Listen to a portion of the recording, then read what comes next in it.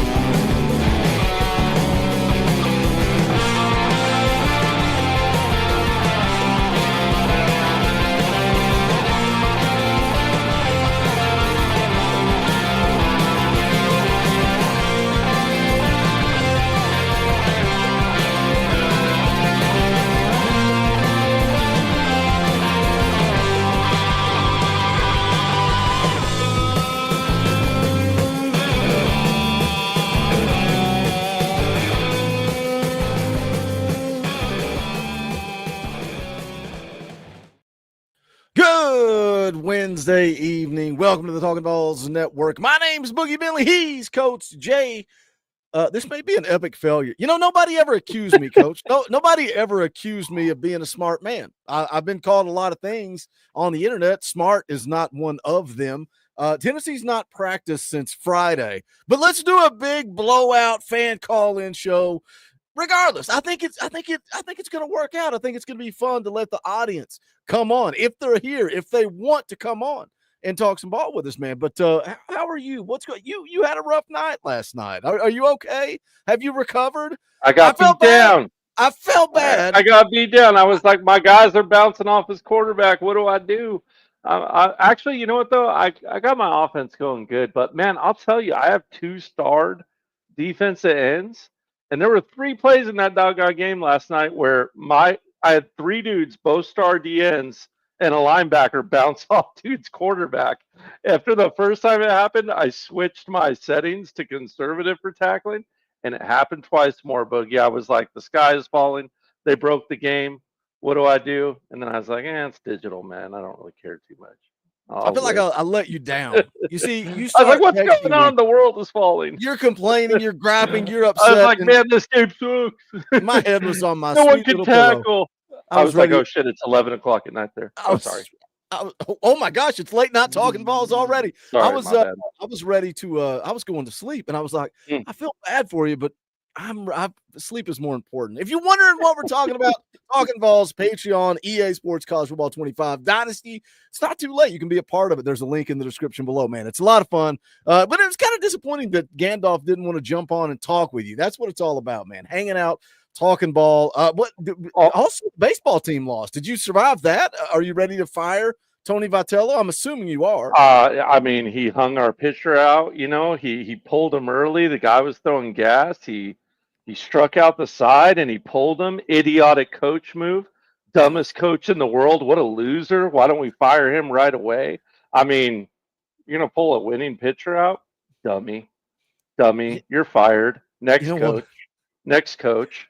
I think if somebody is tuning in for the first time, they probably already left. They're like, what? Let's snap and clear. Good old Butch Jones phrase. Let's reset and let's try this again.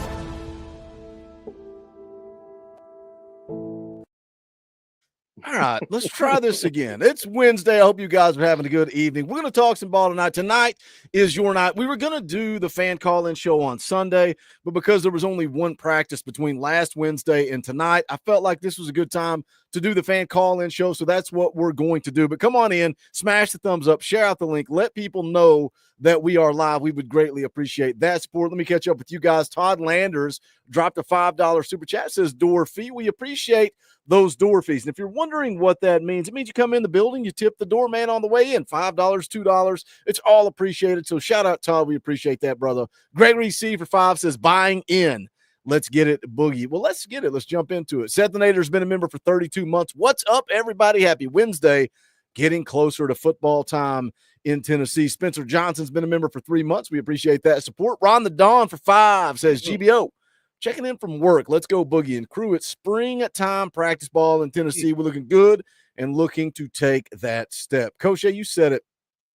Man, going back to right after the Ohio State game, this offseason is about growth, and I think we can see some growth, man. I truly believe Nico is going to grow. I think Lance Hurd is going to grow. I think the linebackers, I think some of these, man, you look at the defensive line and what we lost, we still got a veteran bunch on that defensive line. If guys grow, if guys develop, I think 2025 can be another special season. Yeah, I completely agree. It's fun when you got a young team. I've mentioned it a couple times. Hey, you're working, man. You're trying to win every rep. You're hungry, man. You want that playing time, right? You want that name in that starting spot. You want that prime time, that ability to be number one, and you're going to fight for it. Most positions are going to have to fight for it. So that's super exciting. Super exciting on the O-line, man. I mean, there's really no like more 10th year seniors, right? You know, that don't have too much more depth, that don't have too much development to go. So I'm super excited about what this team can grow into. And yeah, I think you are seeing some growth out there. Let's see here. Landon has been a member for 31 months. We appreciate that, Landon. You want to be a member, hit that join button down below. You guys know the deal. It's only $1. We would greatly appreciate that support. Let's talk about the bad news, and then we're going to open it up to you guys, man. We're going to talk about the news that came out right before we went live, and then we'll open it up. You guys can come on and talk about whatever you want to talk about. Expectations, spring ball, whatever. The show is yours tonight, but this popped off right before I was setting up the stream, and it comes out Hayes Fawcett breaking 5-star wide receiver Tristan Keys has committed to LSU. He tells me for on 3 recruits. This shocked me. Like this, of course, I started getting tagged. A lot of people tagging me like, what the heck is going on? I mean, Tristan Keys, #1 wide receiver in the country. He's a guy that everybody, and when I say everybody, I'm talking about the insiders. I'm talking about guys like Austin Price, guys like Matt Ray. Tom Loy had a crystal ball prediction in for Tennessee to land Tristan Keys. Guys like Steve Wiltfong, Chad Simmons, all the insiders felt like Tennessee was trending. But he decided to slow down, take his visits. Everybody still felt like Tennessee was in a good spot. This is what Matt Ray said right after the commitment. He said, it's a bit surprising to me that he has decided to commit at this point in March. Definitely took a tour of visits, had others on deck, plus 6 officials. Keep your eye on that. He had 6 official visits scheduled. We will see what the process looks like moving forward. I'd still expect visits, but who knows? There were plenty of reasons to like how his visit went earlier in the month. My thoughts are this one is far from over. That would have been the case if he had chose to commit to Tennessee today or earlier or any other school in June or July. Like he just wrapped up a 3-day visit with Tennessee. And everything I read says they knocked it out of the park. Here's the quote from him. I love the coaching staff. They get along well, create relationships with the kids. That's important. You want the position coach you can go to and not just talk ball. You can talk relationships, talk life, talk on the financial side. They're doing a great job with their players. They got some great players over there. I got a chance to hang out with them, and that was my favorite part. They do a good job at the quarterback position. They got Faison Brandon up there. They got Nico. They do a great job recruiting quarterbacks, and you want somebody that can spin the ball when you're a wide receiver. So, everything still seemed like Tennessee was out front. So, Coach, you see the news. It pops off Tristan Keys to LSU. What are your thoughts? A knee-jerk commit, I guess, were my thoughts. Which you like to get them when you're on the winning side of those. But when you're on the losing side of them, it's kind of like, look, everyone in here who's following this channel in spring and who's in our live chat has been around ball long enough to know that recruiting's not done until it's done, right? I mean, let's think back to David Sanders. He had the biggest heartfelt commitment that you could possibly think of, right? Boogie, who was sweating bullets all the way up to the very end? All of us. All of us. Everyone, all you all in the chat down below. I'm looking at you, Chuck, and Angry Titan specific. No, but no, I'm just playing, guys. No, we all were. Is my point. It's not over until then. He's still got officials. We'll see if he takes them. You like when you get them early. You like when you get a quarterback specifically early because they tend to can build a class around them and they're harder to lose. You can still lose them in the modern NIL era, and you can point to LSU losing or dealing with that recently at the quarterback position. But we'll see how it goes, man. A lot of football to be played between now and then. A lot of recruiting to be done between now and then.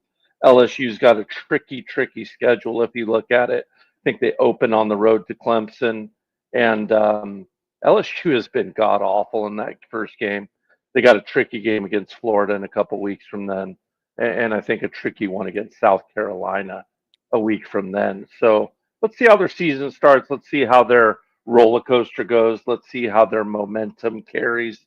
But as far as this one goes, and every recruit for that matter goes, there'll be many a slip between the cup and the lip between now and recruiting day. I see a good point in the chat, and I still have no idea. Have I asked him how to say this? Big T SNSD. Did I just say some type of profanity? Big T SNSD. Maybe. It sounds vulgar. Regardless, Big T says they gave him the hard sell, commit now. We will give you bigger dollars. And that's something. There was an interesting post on VolQuest. There was a whole big, huge thread about it. Everybody freaking out, as they do. But they said, look, and this is the thing. It all happens behind closed doors, right? So people want to speak in absolutes, like a member of the Sith. We prefer to be Jedis around here. We're the heroes of the story. There's a lot of villains surrounding us in this YouTube space. We are the good guys here. We are the Jedis here on the Talkin VAWLS Network. But people like to speak in absolutes. But it's like, what if the agent walks in, right? 3-day visit at Tennessee, knocked it out of the park. All the news says trending to Tennessee. You walk into LSU, your agent walks in and says, here's the deal. We love Tennessee. They got everything that we want. But if you give us X amount. You give us this amount, we'll commit now. LSU says, okay, here it is. That's what we're giving you. And we don't know. We don't know because college, everything happens behind closed doors. But I thought that was an interesting point. And then what Big T said, they said, here's the big bucks. If you commit now, it's yours. And then I can go, oh, that's the high bid. Now I know what your top dollar is, LSU. I'm Michigan. I want that player. I'm Alabama. I'm Florida. I'm Tennessee. I want that player. What if I give you $2 million more dollars? And what if I give your agent a fat signing bonus as well? Yep. What do you think you're going to do? Look, as long as there's no rules in the sandbox, people are going to kick, fight, and scratch in the sandbox. Let me catch up with some super chats real quick. Blackout Jones for 5 says, I truly believe offensively we got a wake-up call after last season, and it will show on the field. I'm interested to see what, Nico's comments about, oh, we got a new scheme. What does that mean? Is it anything major, or is it just some small little tweaks? I'm interested to see what this offense looks like, but also, man, I can't say this enough, and I know people don't want to hear it. Execute. If Nico puts the ball on the wide receivers when they're open, if the offensive line protects, if the wide receivers catch the ball when Nico hits them in the numbers, we're talking about different numbers. And when you look at the numbers, it's not like they were atrocious. It's not like they were Jeremy Pruitt type numbers. They just weren't that 2022 offense, and you had a pretty dang good defense that you didn't take advantage of. So I don't know. I'll be interesting to see. I'm excited. It's a clean slate, fresh talent, young blood, the offensive line, the wide receivers. Tyler Maxwell for 2, Dorfee got my season ticks ready for a big season. Thank you, Tyler. Appreciate the super chat, my friend. Negaval for 5, not to talk about the other sport, but I really have a good feeling about our chances in the tourney. GBO Final Four or bust, Rick's year. Do you think, like a lot of people are speculating that Rick Barnes has done because of the words he spoke about Zakai Ziegler, right? And Zakai Ziegler is going to be out the door. I don't know. I think these are the type of conversations you have every single year. Like you have these conversations with a guy like Rick Barnes. I don't know if he's out the door or not. I think they have a legitimate shot to make the Final Four. Do they? I don't know. It's basketball. It's crazy. You got to get hot at the right time. Yeah, it's hard saying.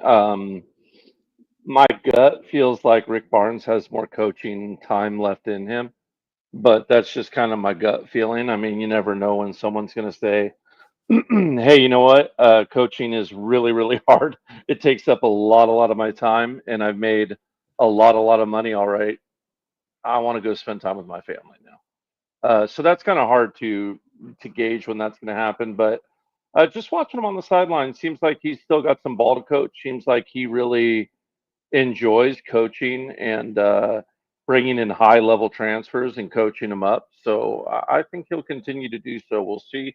Once again with this basketball team, I think we're all on the same page. Maybe I'm wrong. I could see us going as far can go and as as early as the first round. I really can. This basketball team's just been a bit of an odd pony to watch. But when playing hard and good defense and shots are falling, really tough to beat on any given night. And what does their path end up being like? What kind of help do they get? You don't got to beat every team in a tournament, just like this past playoffs that we were in football. You don't have to beat every team in the playoff. You just got to beat every team they put in front of you. All right. We got an explanation here. Boogie, I'm a big guy. TS are my initials. Big TS.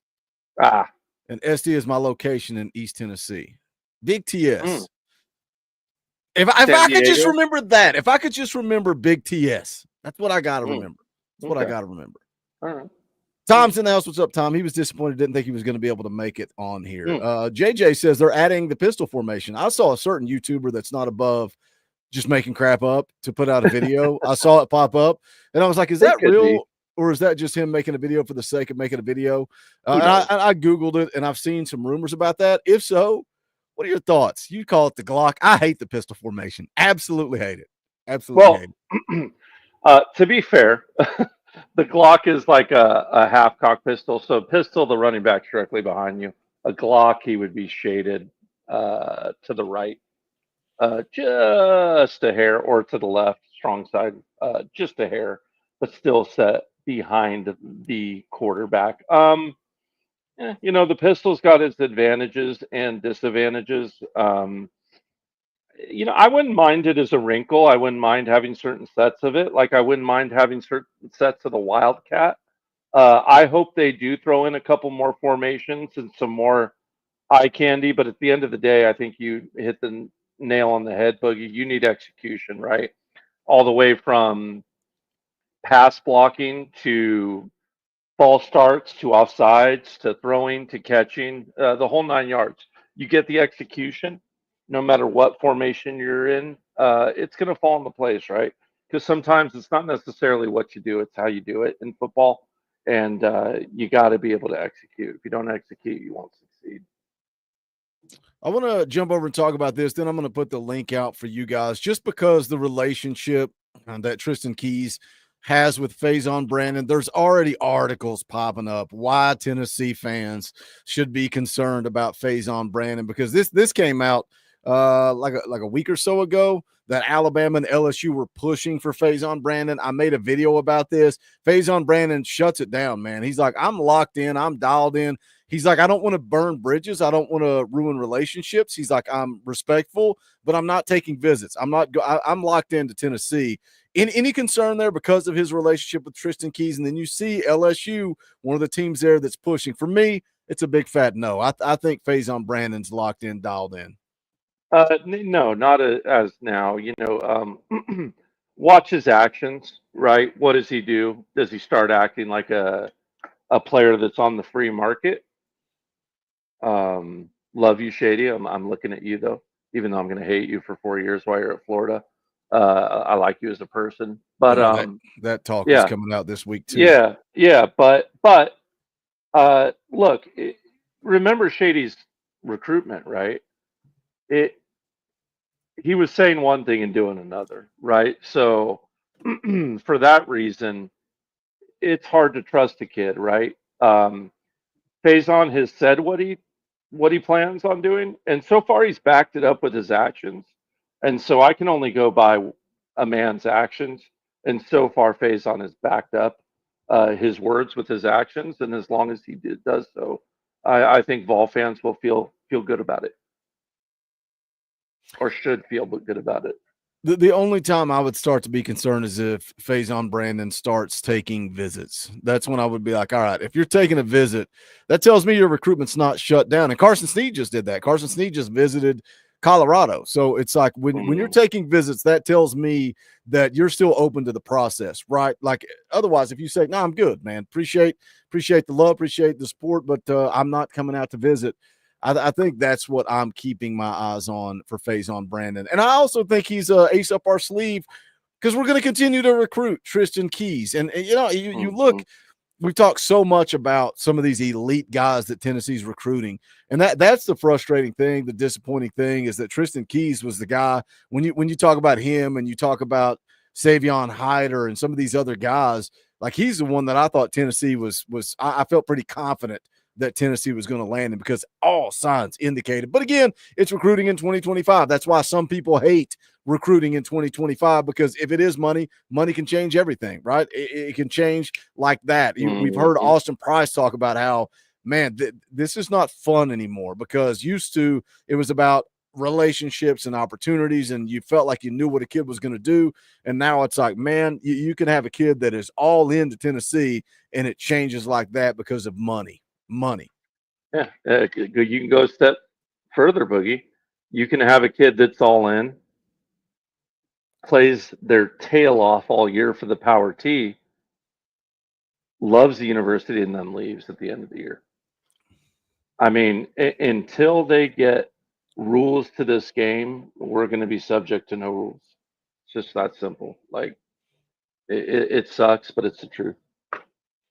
I just don't know that it's going to happen, because what does the NCAA even mean anymore? That's the problem. They rolled all this out without the guidelines and regulations in place, and that's why we are where we are. I've said it a million times. I got no problem with name, image, and likeness. I got no problem. I love the fact that EA Sports College Football is back, and these kids, man, you got to think for like a high school kid, even a middle school kid. It's like, man, I make it to the college level, I'm gonna be in the EA Sports college football game. That's huge. That's awesome, man. I grew up playing Madden. I grew up playing NCAA, and then now I've got this opportunity. Well, that's my name. That's my image. That's my likeness. I deserve a little bit of money. You sell my jersey with my number on it. I deserve a little bit of money. It's pay for play. It's not. Here's a little bit of money for your name, image, and likeness. It's like, oh, it's okay to pay players. So here's 8 million, 10 million, 12 million, 5 million, whatever. It's like we're too far gone at this point. We're too far gone. Yeah. Yeah. Yeah. I mean, we've gone in a little bit of depth about it on the channel. I do think there is some stuff you can do as far as having a collective bargaining, having a cap, things of this nature. But they got to take it seriously doing that, or go the Tom route, and which I don't think you can put that toothpaste back in the bottle as much as Tom, I'm sure, would love to, and I'm sure a lot of other people would love to put that toothpaste back in the bottle, but you're not gonna, because the courts are behind it in this country. So unfortunately, we're gonna have to hope for some rule reform and that to help out. And that's where it's a fine line, right? I think these kids deserve to be paid. And I don't know that it's fair. Like, I don't even know that it was fair, the things that I said about Ricky Gibson. Like, I'm sure a lot of people think it's stupid that I get to make a living on YouTube. Like, I saw somebody that I'm friends with on Facebook talking about how content creators that make a living, I'm clearly an idiot. And I'm like, bro, you're spitting in my face. Like, but it's like, where there is a demand, right? Look how much money football is making.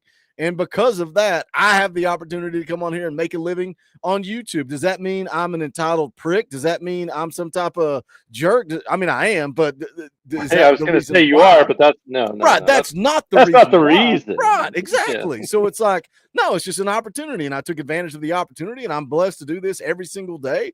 But it's like, these kids deserve that opportunity. I almost feel like Ricky Gibson, it's not him, it's the system. He deserves that opportunity. If Tristan Keys is making bank at LSU, guess what? He deserves that opportunity because he put in the work to get to where he's at and be the number one wide receiver in the class of 26.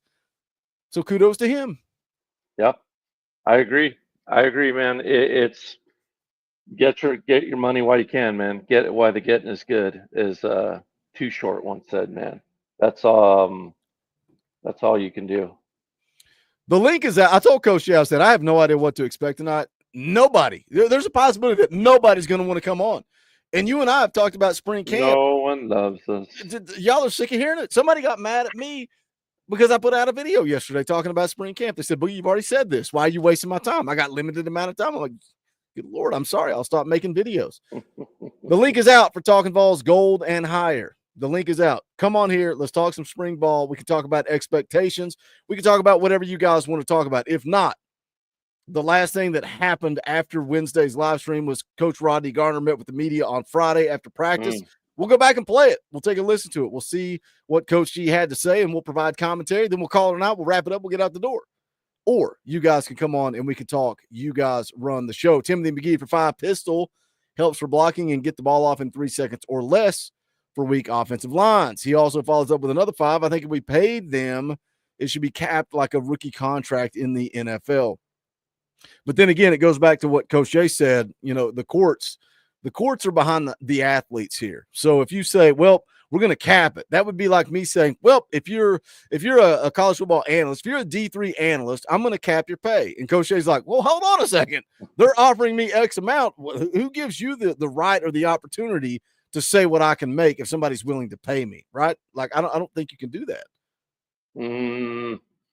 Yeah, I mean, there's structure for it, though. I mean, there's structure for it in professional sports, right? So a team salary cap, not an individual. Yeah, that's true. But the team salary cap will help delegate that, right? Because if you have a certain amount you can spend on your team, say it's 80 million on your team, just for the heck of saying it, you're not going to go spend 78 million on a quarterback, Right. It's just not going to happen that way. So it's going to help keep that semi in check, and gosh dang it, we need it. And it will help hold people to contracts too, hopefully, right? Like, you sign a 2-year contract, you're there for 2 years, right? You sign a 4-year contract and you're terrible and can't start a day in your career, well, good on you for signing a 4-year contract. You're going to get paid all 4 years. Timothy Vertu says, what have they proved as a freshman? Maybe nothing. I mean, there's clearly a market here, though, right? Like, look at what we paid Nico. How much did we pay David Sanders? Like, there is a market here. There is a market, and that's what drives the cost. Foul Meaning for 5 says, hey, what's up, fam? Can't make it on the show today. Currently sending this from Boogie's front yard. Just wanted to jump on and check in. Oh, my God. I don't have windows down here. I don't have windows to see if Culberson's out in my front yard. I just hope he's not doing the snowman challenge in his underwear like I saw on Facebook earlier. All right, Tom's in the house. Let's get Tom on here. Leave somebody. We'll spark a little conversation. What's up, Tom? Man, there's a trail of fire in the road behind where my tire came from.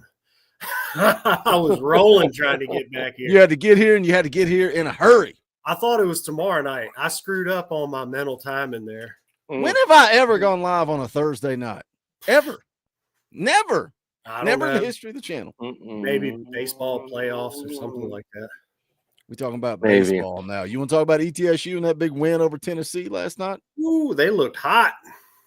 They did. I'll tell you what, though, that relief guy we got, I can't remember his name. He's throwing 91 off speed, throwing 97. Yeah, the guy they pulled and then got whacked. Yeah. Well, no, he did eventually get cracked, though. He got that home run. Yeah, that's true. But he shows some promise. But let's get back to the football. Y'all were talking about paying players. That's true. And all the evil, terrible hoopla and the whatchamacallit that's going on now. Yeah. So, and Tom, I've brought you up on this channel a couple times, and I've been honest with you. I don't exactly know where I fall on the argument, to be honest. I think I'm a little undecided, but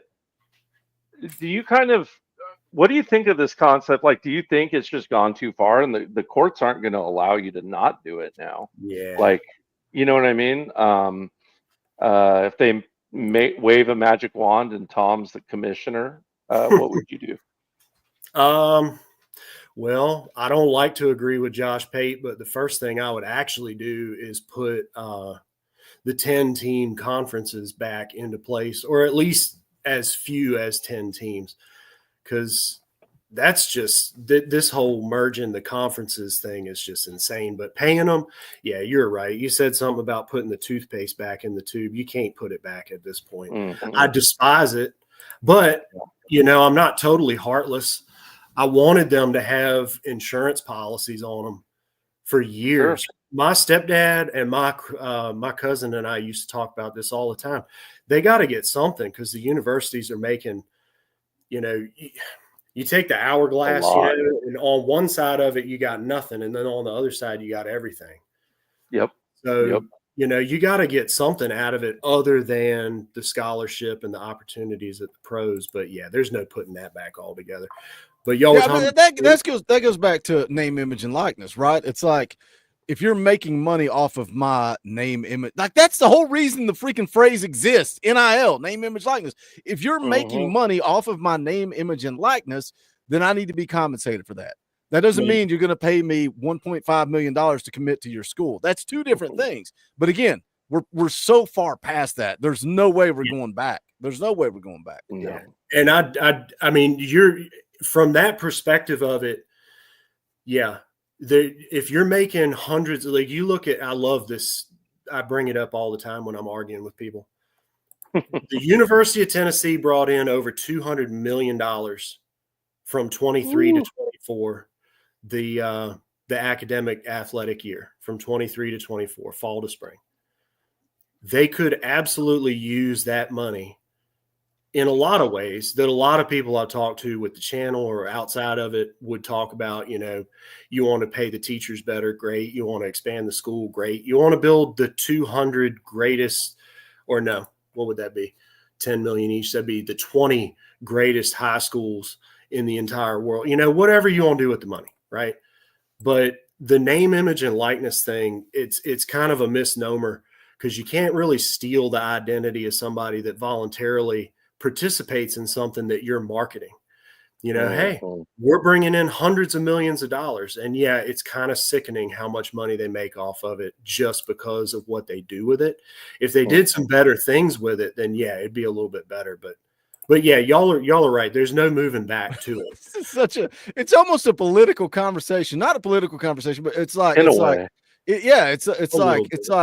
again, it goes back to the YouTube thing. Do I deserve to sit here and pay my bills by getting on here and talking about Tennessee football?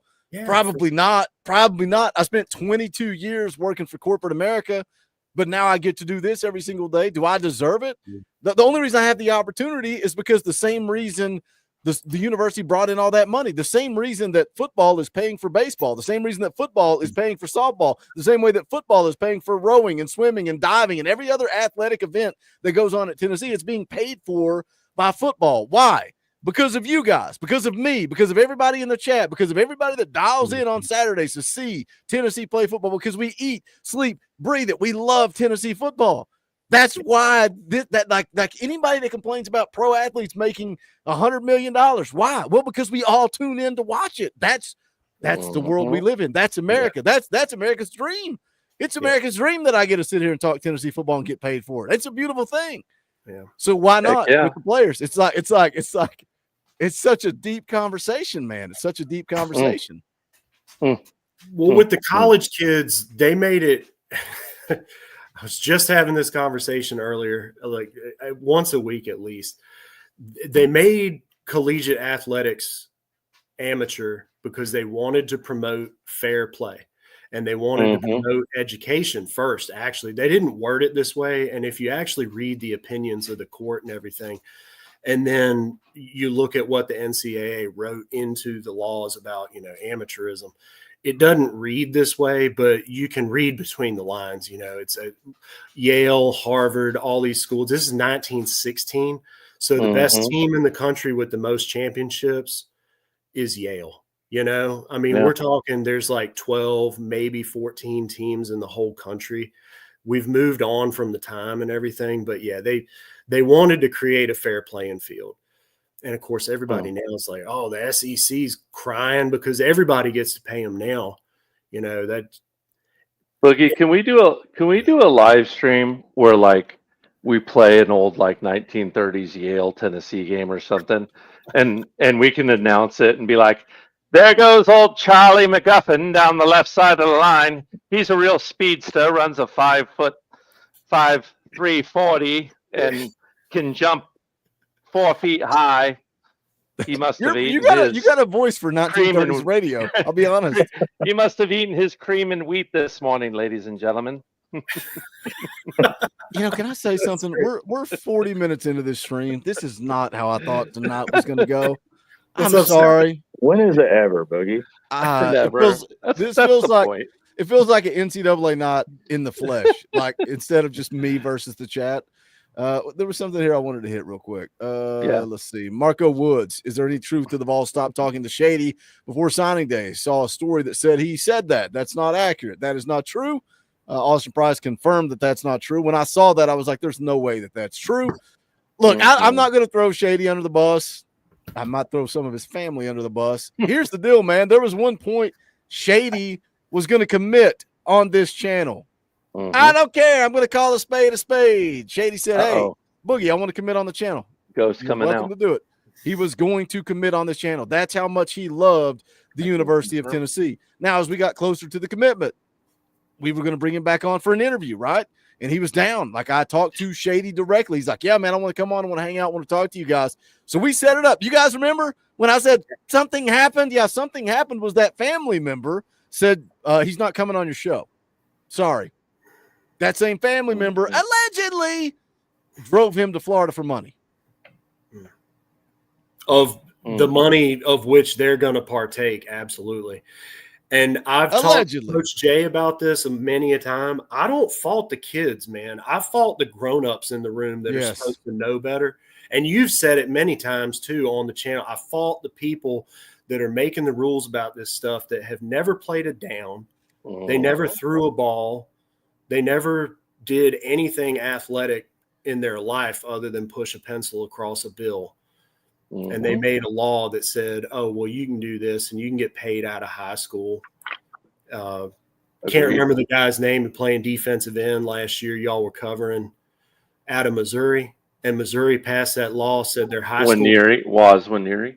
Yes, excellent defensive end prospect. Yeah. I mean, just athletic as hell. But and they passed a law that said you can get paid in high school if you go in state. Boom. What was it? What like he was getting? I forget how much money that we added up that he had the potential to make as a senior in high school before he ever even got to Missouri because of that law. And again, do you blame that kid for that? It's hard to blame that kid for taking advantage of an opportunity. It's hard to blame Tristan Keys if he's taking advantage of an opportunity to make more money. It's hard to blame Ricky Gibson, although the teammate thing really, really bothers me. But it's hard to blame him for taking advantage of an opportunity. They are kids, Timothy.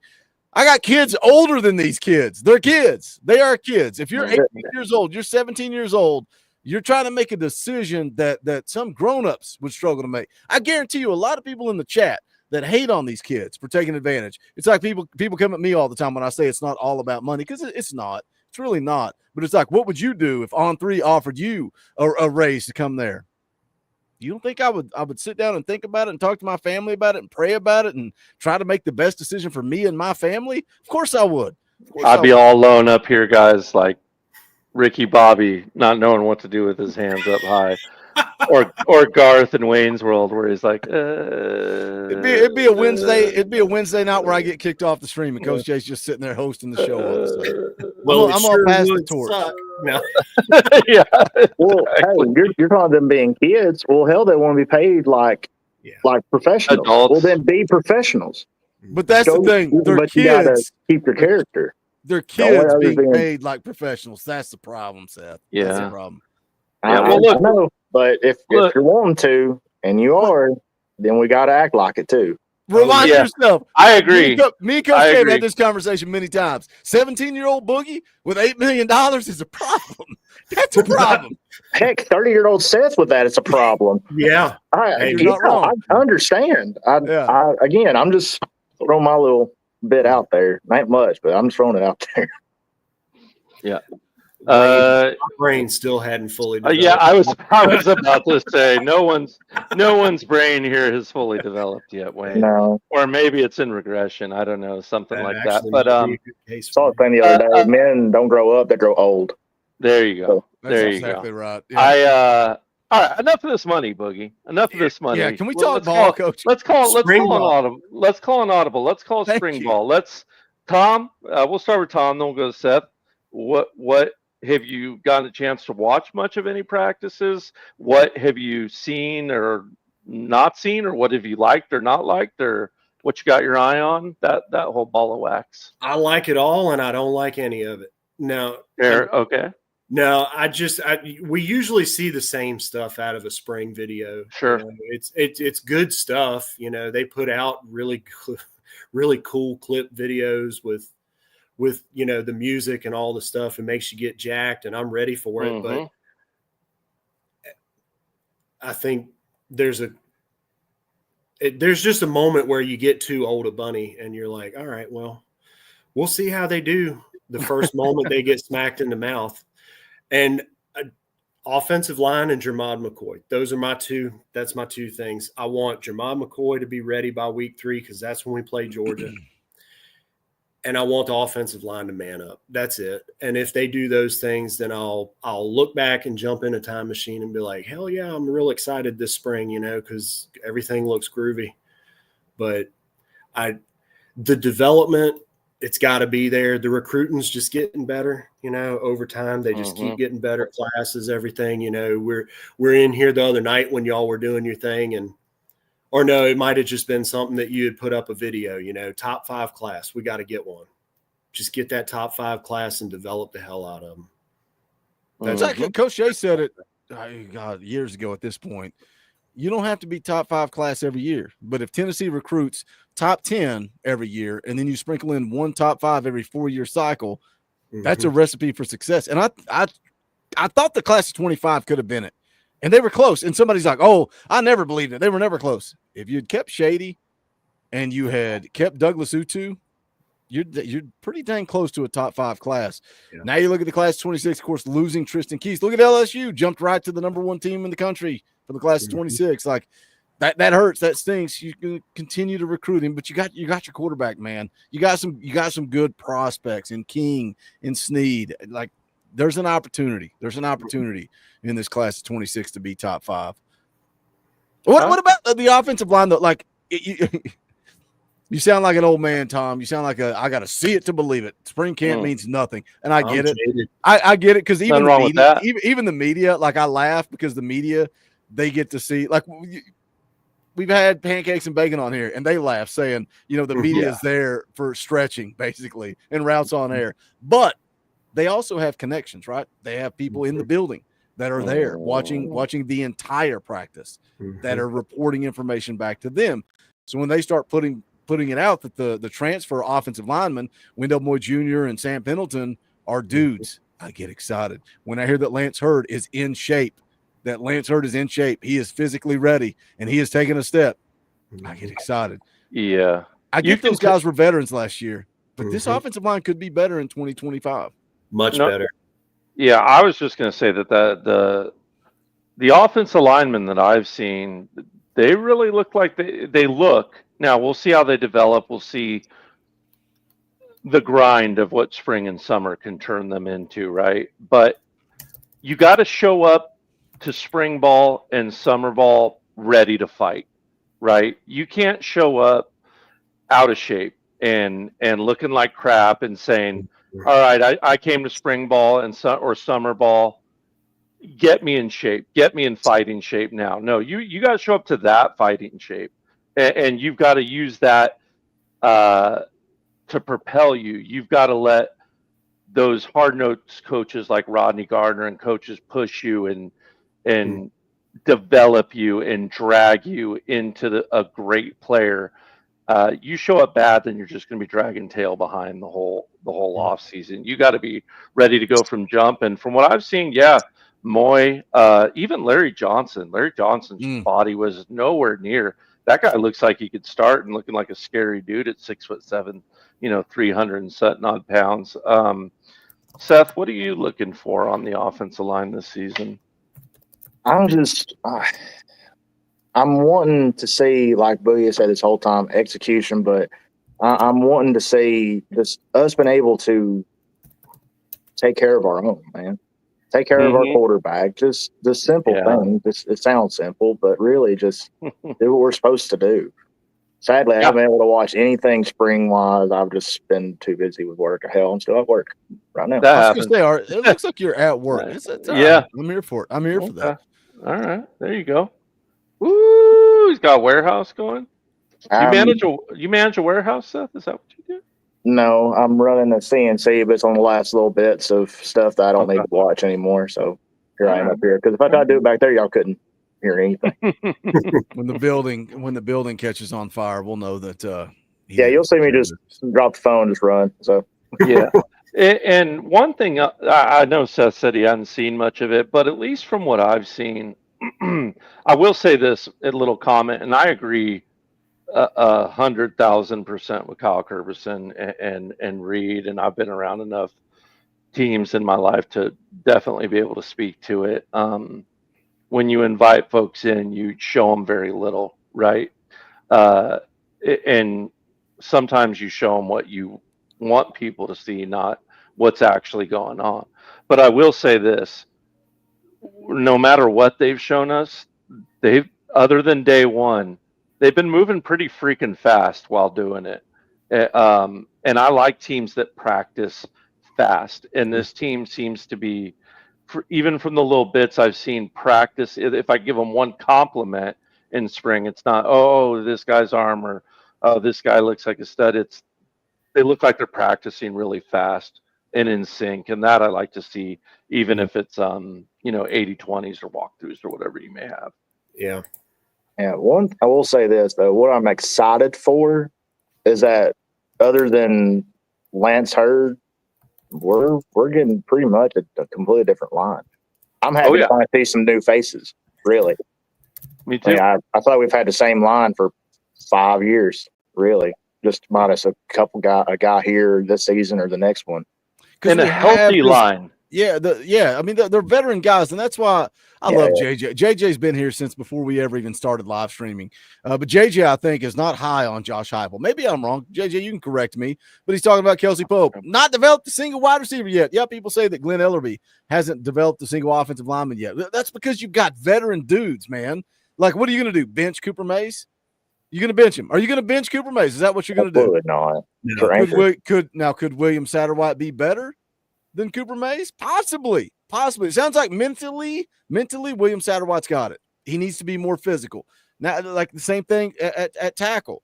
Like, are you going to bench Campbell? Are you going to bench like some of these, and even like Dane Davis? Somebody commented on my video about David Sanders, says, well, if you trusted Dane Davis, you got to freaking trust David Sanders to start at right tackle. But I'm with you, Seth. I'm ready to see some new faces. Like, I don't think it's fair, and I do think in 2025 it's fair, but I don't think it's fair to question whether or not Glenn Ellerbe has developed the offensive line, whether or not Kelsey Pope has developed wide receivers. We've not seen it. Are you going to bench Brew? Everybody that wanted to see Mike Matthews, what would they have said if Kelsey Pope put Brew McCoy on the bench? What would people have said if Brew McCoy? I'm a big Brew fan. I've been mad. Yeah. They would have lost their minds. Well, Mike Matthews played behind Brew McCoy, and I get it. The best man should be on the field at all times. But you had a bunch of veteran guys, man. I'm ready to see some young blood. I'm ready to see some new blood. I'm with you, Seth. Yeah, it's kind of wondered to a point too. Like now, especially like with the offensive line, we've had these veteran guys for so long. Maybe, hold on, I lost my freaking train of thought. Anyways, back to development. Have these young guys finally coming in, doing what they need to do, but just kind of letting, the more seniority guys finish out. I don't know if that made any sense whatsoever. I had a lot of thoughts, but they didn't come together at all. Well, you're right. Coach Heupel played for not Mark Stoops. Bob Stoops. Robert. Yeah, Bob Stoops. Bob Stoops, old school coach, man. You play your older guys. Robert Stoops. First. Yeah. My stepdad's name's Robert, and that's it. It was just the whatever. But he came up in that old form. You play your older guys first. I was a little bit upset. I was a huge fan of Joe Milton, right? I was a defender of him, saying, all right, well, offensive line might not be giving him time. Team's not running tempo. Maybe it's not his fault, right? So, okay, well, he's going to keep Joe Milton in there. But at a certain point, I kind of turned on him, and then I really turned on him, unfortunately, because he's a good guy. But as far as playing quarterback, he's like a wingback under center or, getting shotgun, whatever. But Coach Heupel's that kind of guy. And y'all are right a lot of the time when y'all were talking about, hey, what are you going to do? Throw a freshman in there, get him killed one good time, and then he's never the same again. You're going to take that risk. But top man in the SEC too. Guys that have experience, like I'd take Cooper Mays all day, man. Cooper Mays, hero status, getting everybody to the line. He's like the Peyton Manning of the offensive line, pointing out guys, getting everybody organized and whatnot. But with William Satterwhite, like what you're just saying, Boogie, if he's ready and he could be better just because of where he's starting out. Like Cooper Mays finished up here, but if William Satterwhite's starting way up here ahead of, or even if he's starting right here, Tom, right? For sure, yeah. And that offensive line with Glenn Ellerbe, what y'all were talking about with the development and everything with Pope, I'm not as much a wide receiver person. I just don't know anything about playing wide receiver. Tom, would you? Because I know you love your offensive line, man, and I actually do too. The linebacker coach, I spend most of my time watching offensive lines and figuring them out. That's because you're smart. Yeah. Would you agree that our offensive line from 23 regressed from 24? Yeah. Oh, yeah. Me too. Big time. Okay. Yeah. Go ahead. After the 22 team with, I just had his name in my head. He got drafted first round. Hooker. Great. Right. Darnell Wright. Yeah. Darnell Wright. Oh, Darnell Wright. Golly, man. I used to love. Oh, yeah. Beast. you want to watch a perfect film, just watch his game against Alabama. Mm-hmm. Just killed it. But anyway, they regressed, man. They did. The discipline just fell off the map. And last year with the 6.5 or over 6 penalties a game. And the injuries, and the injuries too, on top of it, it's a vicious cycle that never stops. You can't put your foot in the door. You try to put it in somewhere and you're like, well, man, we got injuries. We got people playing. Dane Davis probably played every position on the field except for maybe center. He probably had a couple snaps at guard and tackle, whatever. He got plugged in everywhere because we were patchwork. But I remember telling some kids, we used to win football games. I unfortunately don't get to coach anymore, but I used to tell teams that I was coaching, you're going to win half your games on discipline. Just on that. You go out there and play discipline football, maybe 1 or 2, 3 tops penalties on offense, and you're going to win because the other team's just not going to be able to handle it. But yeah, they regressed. And I don't know if it's Coach Ellerby's fault or maybe it's not a fault with a coach. It's like a lot of people like to say about Rick Barnes, we need to get rid of Rick Barnes. No, you can't blame a coach most of the time because of something that a player is doing. With the Tim Banks thing that I think, that's a whole different story because that's scheming, lack of scheme, all that kind of stuff. But with the offensive line or with, hey, Pop, at the top of the chain, you got to enforce discipline. And if it's not there, then you're running stadium steps till you vomit. You got to puke orange if you're not putting out during the game. But they did regress. But this year, it should be a lot better. Yeah, I don't have 17 arguments with you right now. I know. Well, just conversation. Yeah. Well, so see, and I love me some good hard-nosed football and gassers till you puke. The Texas Miles till you throw up. But could you have even done that with this O-line in the shape they were in physically? Yes. Not out of shape. I mean, like Campbell's leg needing drained, Sproggin's coming back from the injury he had. That's what I mean, Tom. Not so much the guys that were just fat, for lack of a better word. So let me piggyback on Coach Jay here because Tom keeps talking about discipline. So and loyalty is something that I look at too. Loyalty. You mentioned Joe Milton. I think did you hear the way I said Milton's name? Joe Milton. What am I? Joe Milton. What just happened? He is to me? Joe Milton the third. Okay, can we say Joe Milton? Can I just say Joe Milton? I don't know what just happened. Let's reset. What just happened? His loyalty to Joe Milton, right? His loyalty to Glenn Ellerby. So now when we talk about offensive line, his loyalty to John Campbell. Should John Campbell have been on the field? Or was he too hurt, too banged up? But we're loyal there. Are we too loyal to Cooper Mace? Is William Satterwhite better? I don't know. Can you be loyal to a fault? A lot of people feel like that was Philip Fulmer's problem, that he was loyal to a fault. And Glenn Ellerby, you talk about discipline, Tom. This is a theme with Josh Heupel's teams: undisciplined, penalties. It has been a theme forever, and you can make excuses. You can spin it one direction and say, "Well, it's because we go up tempo. That's why we're more penalized because we're up tempo, more offensive plays leads to more penalties." But Glenn Ellerby, Josh Heupel, hand in hand, is he loyal to a fault? That's a lot. I said a lot there, but yeah, I'm like a fembot right now. My head's about to explode. Loyalty. He is loyal. He is loyal to veterans. He is loyal to people that, whether it's players, whether it's coaches, whatever. He is loyal. And is it to a fault? Coach is a good man. That's what it is. Coach is a good man that doesn't want to. I don't know him personally. I've never shook his hand. I've never talked with him, but he seems like a good person.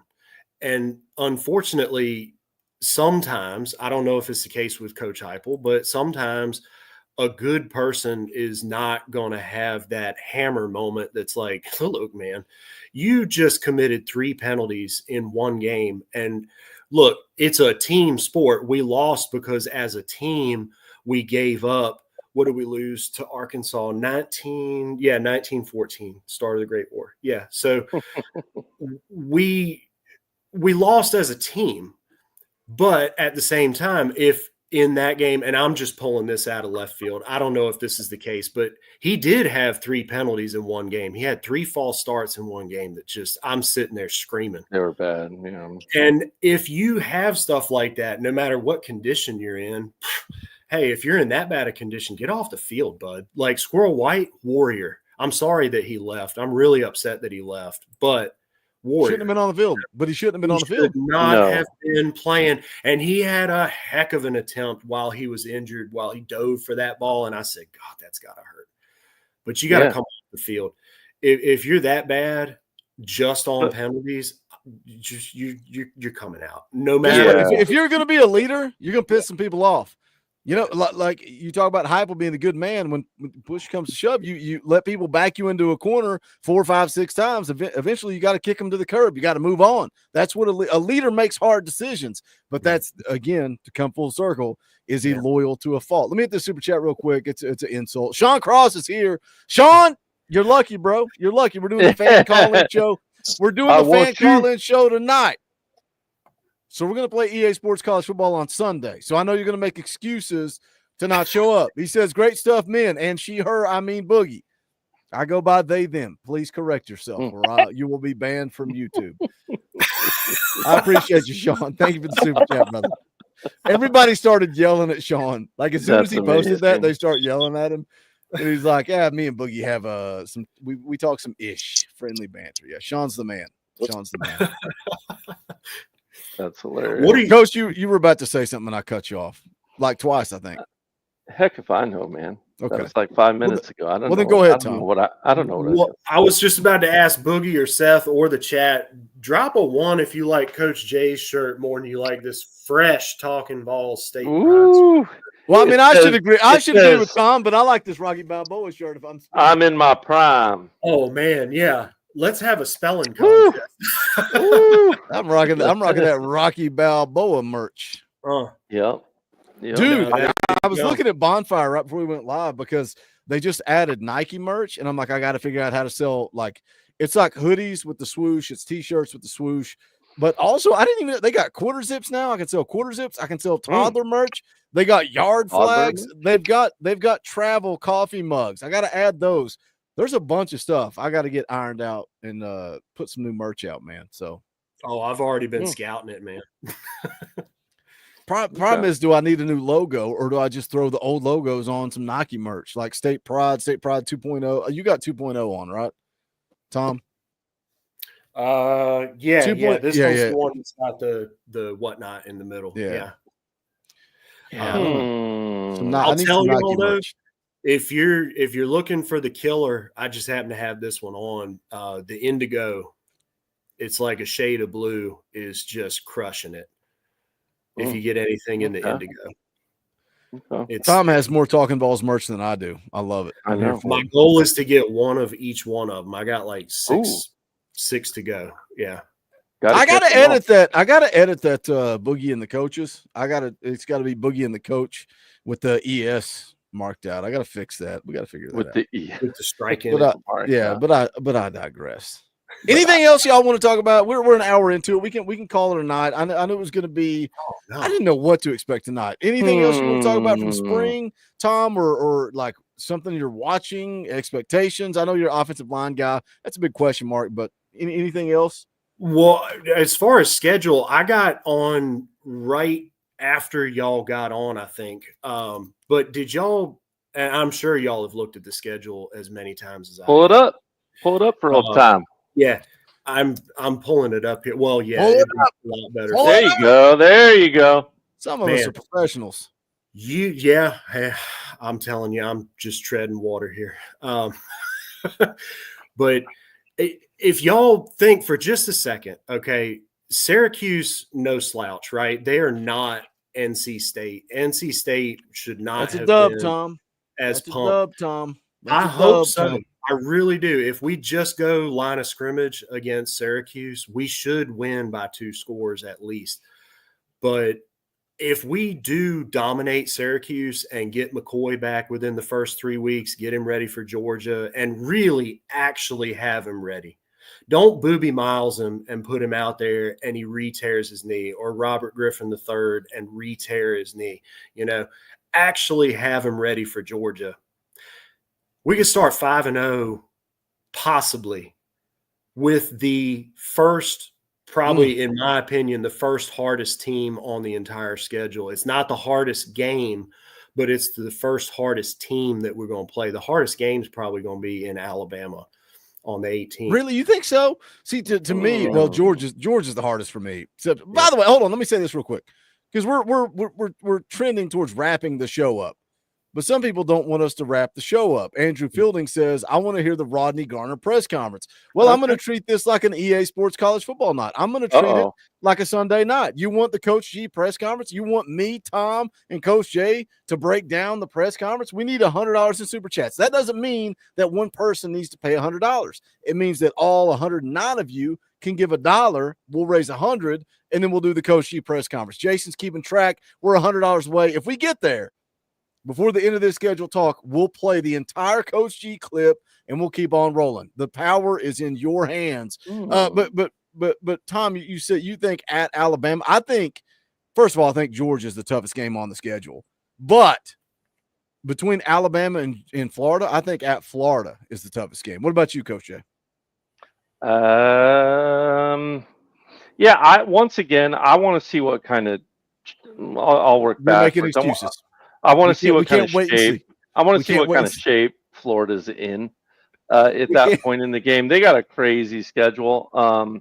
I think we're going to beat Georgia. I like our chances against Georgia. Really?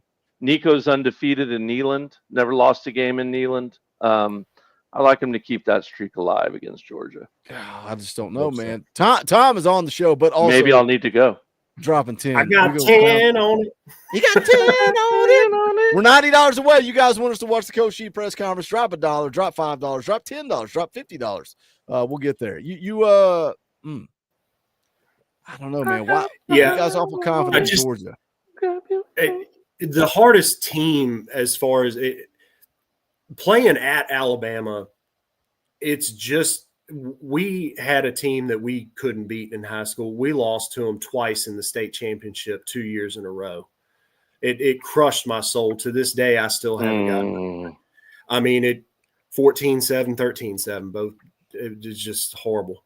But that's Georgia for Tennessee right now, because they have gotten over the Alabama thing. They've gotten over the Florida thing, but they've also lost to Florida and Alabama 2 years ago when, they had them by the short and curly. And they absolutely had Georgia on the ropes last year too, in the second half. You have a lead in 2 out of 3 of those games against your biggest rivals. You win 2 of those games, you're in an SEC championship back-to-back years. Easy. That's it. And of course, South Carolina 22, you're in an SEC championship. So that's 3 years in a row. But especially those 2. That Georgia game last year, they had a lead in the second half. The Alabama game 2 years ago, they had a lead in the second half. You win those games, you just hammer down, and that's it. You go to Atlanta, and who knows what happens after that. Momentum is a heck of a thing. I like Tennessee to beat Alabama on the road this year. I really do. I think we got better talent. I think we got better coaching. But that's the whole storyline. That's the whole narrative for me right now. And Coach Jay wants to make excuses. He wants to say, "Let me wait, Boogie. Let me wait till week 2. Let me see what." I get it. I get it. It's not so much seen like where we're at. I think Florida's got another gauntlet this year. The schedule gods laid them down one. LSU's a little bit like that too. And I don't know what kind of shape they're going to be in. I mean, we don't even know what shape Lagway's going to be in at the start of the year. They're not even letting him throw the ball yet. He can't even throw. Yes. So, and how many times, I didn't mean to cut you off there, Coach. How many times going back 25 years have we played Florida in week 3 or 4, and they had a lesser team than we did? Oh, God. If you just go back to 90, right, 25 years, how many times did they have a lesser team than we did, and they're not ranked at all, or we're ranked and they're not, whatever the story is, right? And we play them in week 4 and make them look like thunder gods. And then they just stink it up against unranked Mississippi or unranked Georgia, and we blow out Georgia, you know, in those 90s games and the early 2000s. You know, we get Florida after that gauntlet. Yeah, what kind of shape are we in? Yeah, that's a fair statement. I mean, I guess if we're all just healthy and everyone's hunky dory on both teams and everyone's fresh and all that thing, then I'll take Tennessee. But if I'd be lying if I didn't say I had any hesitation, because Heupel's got to prove he can win on the road, just like he's got to prove that he can beat Georgia. And we all know that. And like you said, is Florida a tough game on the road? Heck yeah. Florida's really tough on the Swamp. Am I afraid of DJ Lagway's 14% QBR or whatever it is? Not particularly, like everyone else's. But I think we can win. Sorry, I'm afraid of those wheels. We got a new dartboard. We peeling Joe off and put somebody else up there. The new DJ, yeah. I mean, we call him poached lice around here. But anyway, let me catch up with Super Chats. Coach Jay dropped $1. $1. Dropped $1. We appreciate that. That's how we rally. Andrew Fielding dropped $2. Said had to unexpectedly put new tires on my car today, so I am broke. Hey, we appreciate the $2. Timothy McGee for $5. Why don't you be like a gamer streamers and play the clip? Don't we pay membership? What is he talking about? Is there a $5 clip? You've been cheating me all this time, Boogie. He wants to hear $5 clip. Say, woo! That's like the $50 clip. We need a $5 clip though. No, we don't, because we would play clips the whole night. And it's all Timothy McGee for a $5 super chat. There you go. Clip it. Oh my. I'm gonna make Coach Jay start reading those super chats in that yell voice. It'd be the most epic thing ever. Timothy, if you want to hear clips, you got to do this. You got to be like Gregory C. You got to drop an Orange Boy. We love Orange Boys. He drops a 20 spot. He says, "Orange Boy me Boogie." We will do that. We will Orange Boy you. Rocky Top. Which, by the way, shout out Gregory C. That's the top donation of the night. We appreciate that. Joel took over the leaderboard, man. Joel dropped a hundo on Sunday. Top donation of the night, top donation of the month, top donation of the year.